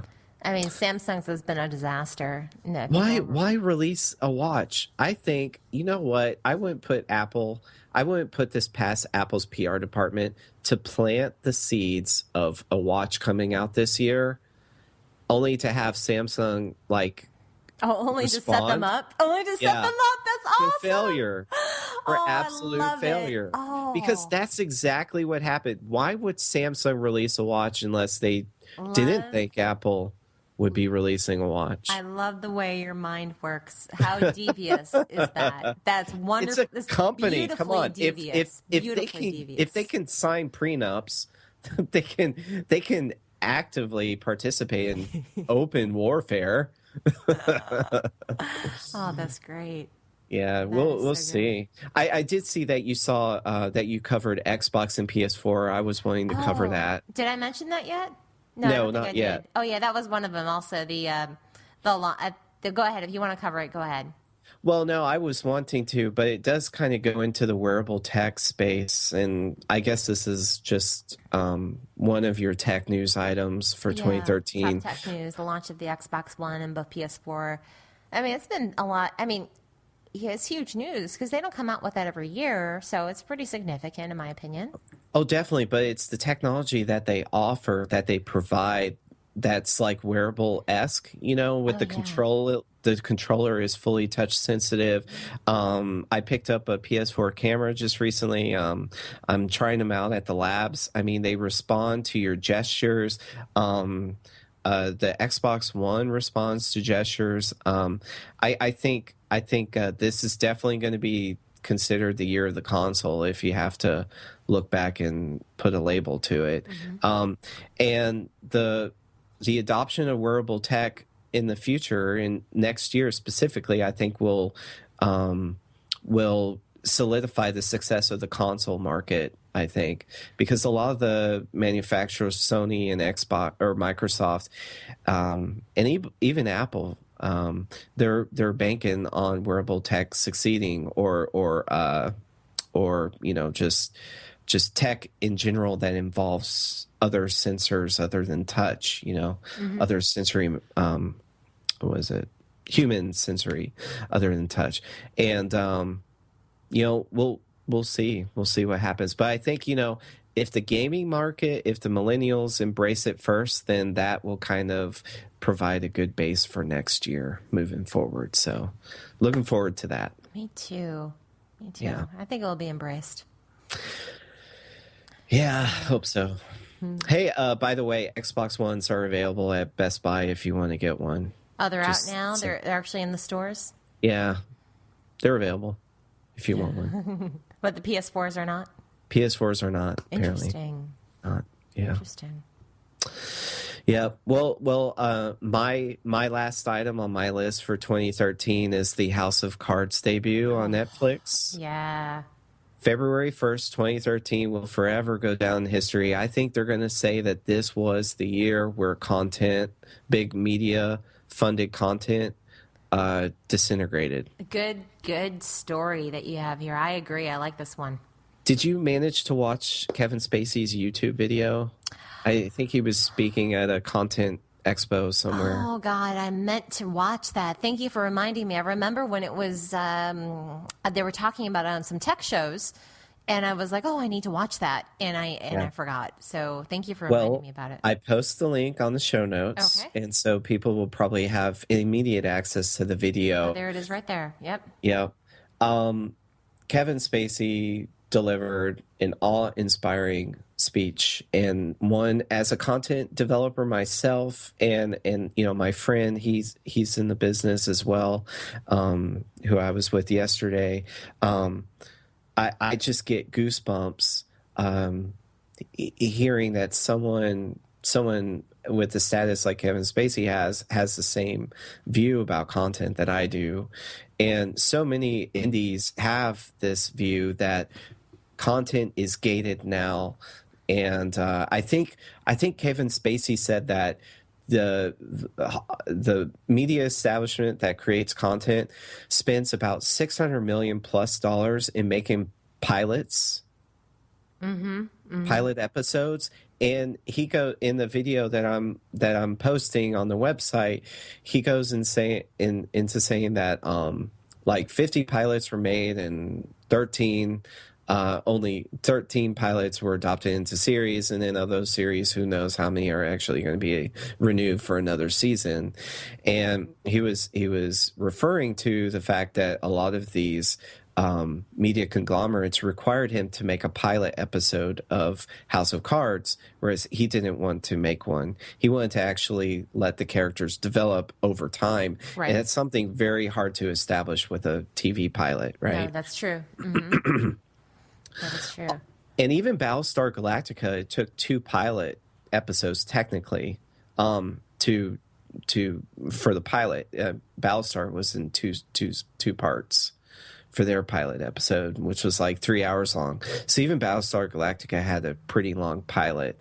Because they had tons of characters, but I can't imagine spending that same $600 million figure on a pilot when you could just be making independent content and releasing it straight to Netflix, iTunes, or who knows where else. I mean, I think what they did with this was just genius. I love the fact that Netflix now has series and of their own, and Amazon is doing the same thing with the Amazon series. There's 2 series right now that I'm watching on Amazon.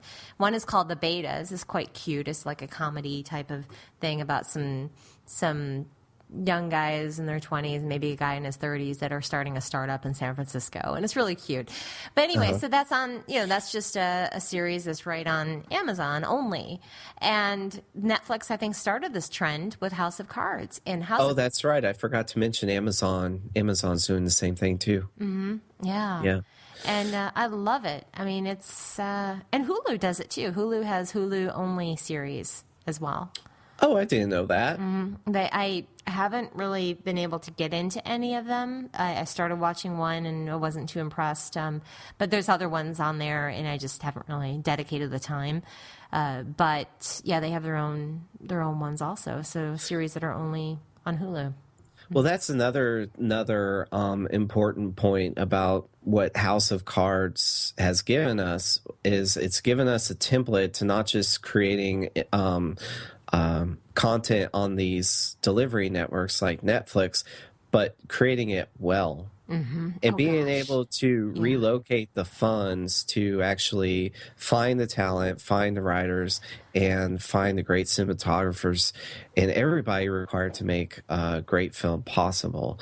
And Kevin Spacey goes on in this video in saying, what is a movie at this point? When you have House of Cards on Netflix and you have people wanting to binge watch, what is binge watching, and how is that compared to watching a movie? How's that compared to watching a TV show? Mm-hmm. Is it a matter of time? Mm-hmm. And he said, in the end, it all boils down to content. People want great content. And I think, as someone as an NBC or ABC, I would think that that's the only thing they would want to do is sell content so that their commercial or advertisers have some benefit, right? They have a base. But it seems like they've gone away from that model. Like, it's not about the content anymore. You're right.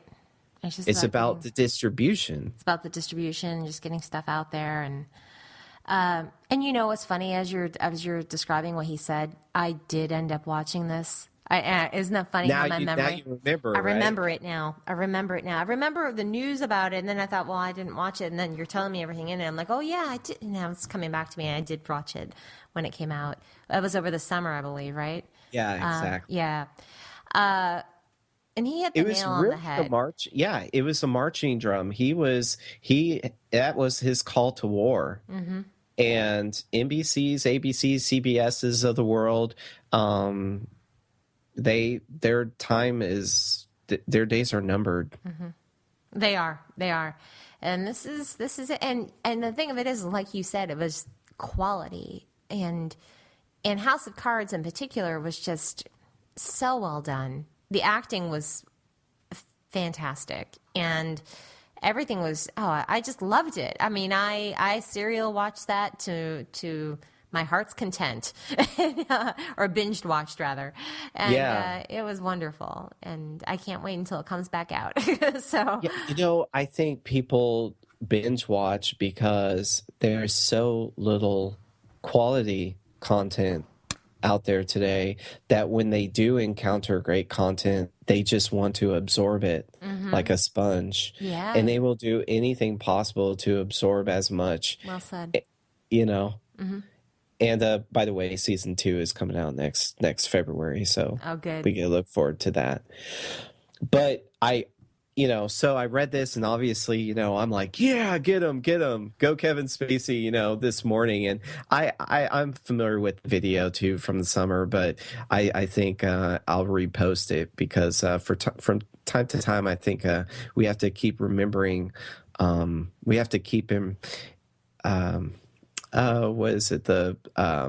We have to be mindful. Be mindful of who the enemy is. Oh, yeah. As a content creator. And my friend and I, we had an interesting conversation yesterday because he's trying to seek the traditional distribution route, and I'm trying to push him into more of a independent route. And I think he could actually seek more, like get more money out of it. But it's interesting that that debate is still out there. I don't think that debate should even be around anymore. I think, they advertise reach, but I really don't think they know who their industry is anymore, who their content or who their viewership is anymore. Mm-hmm. And it made me think of Steve Jobs, and I know Steve Jobs was all about the content because his primary focus was developing hardware to deliver content. And I was thinking to myself this morning, I was like, well, does Steve Jobs have a quote, Mm-hmm. And he did in one of his earlier speeches. Actually, it was from one of his lost videos of the 90s, I believe. And he talks about IBM. He says, IBM's a great company. They had the greatest content, greatest people employed who understood process. I mean, but he said, and I quote, "But at what point in time does process become the content?" Oh, I like that. And that's where I think all the Viacoms and the NBCs of the world are. Mm-hmm.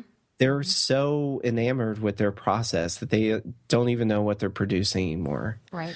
Right. And yep, lesson learned. But Kevin Spacey definitely is forcing the issue, which I think's great, and that he's vocal about it too. So smart man. Yeah. I'm so glad that he's came up with this and launched this series, and is really it's a game changer. So. Game changer. Yeah.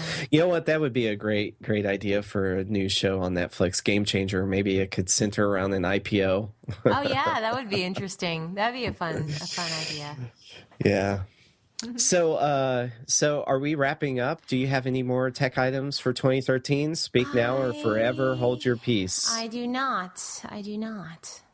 I think this episode ran a little long, and I think it's probably going to be longer than usual. But I think it was worthwhile because, definitely we'll look back at this this recording and think, in 2014, things definitely weren't like they were in 2013, but what did I think about 2013? And, it's all about now. And I really like the time capsule that these kinds of subjects bring, or can create. So it'll be interesting to look back at this episode a year from now and just kind of revisit. And yeah, it is all very interesting. So a good show today. Good topics that you brought up. So cool. Thank you as well. And what exactly do we have in store for the podcast world? Are you working on anything this week? Or? For I guess my sister shows. Yeah. So get nerdy with it. This week I'll be talking with Andrew Cunningham from Zarfo.com, and Zarfo.com just launched an iOS app application. Thank you. Cool. And it's kind of like a video app.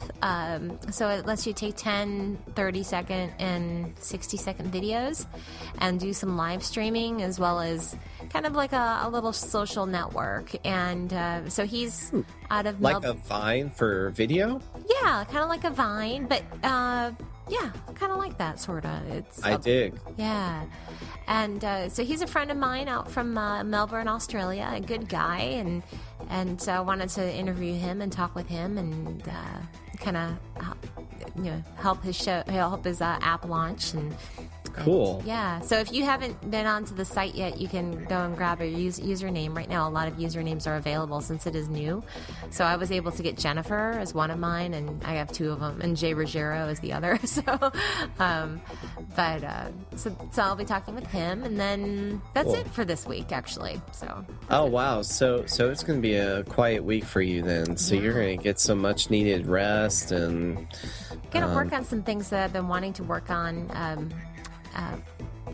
Regarding some writing and such. So, ooh, cool. Yeah. Well, I like to congratulate you on sticking around for 10 episodes. It's the 10th episode. That's right. It is the 10th episode, and it's been a blast. I love how the show has evolved over time, and I love where the format is going. I know earlier on we were trying some different formats, and I still have some other formats or some other kinds of topics to bring to the table in mind for next year. Mm-hmm. Anyways, I'm not going to bring them up now until I talk to you about it. But okay. But yeah, there's other things that are going on in the world of tech that are not newsworthy, but they're definitely conversation pieces, and why I say not newsworthy, they're not generated by, it's not news, it's not tech news per se, but more or less conversations that need to happen in my mind. And what better to do that than to actually start the conversation? So much of the social environment that we're in today is about sharing links, and those links normally lead to articles of some sort or another, but very, very seldom do you get those rare nuggets of information that actually spark conversations. And that's always what I've been looking for in Tech Anarchy, and I've always tried to dive into the news, whether it comes out of MIT or a university or somewhere that could generate that conversation. And I really appreciate you helping me do that. So, my pleasure. It has been so much fun, and I'm really thankful that you've let me be a part of the show. So thank you. Cool.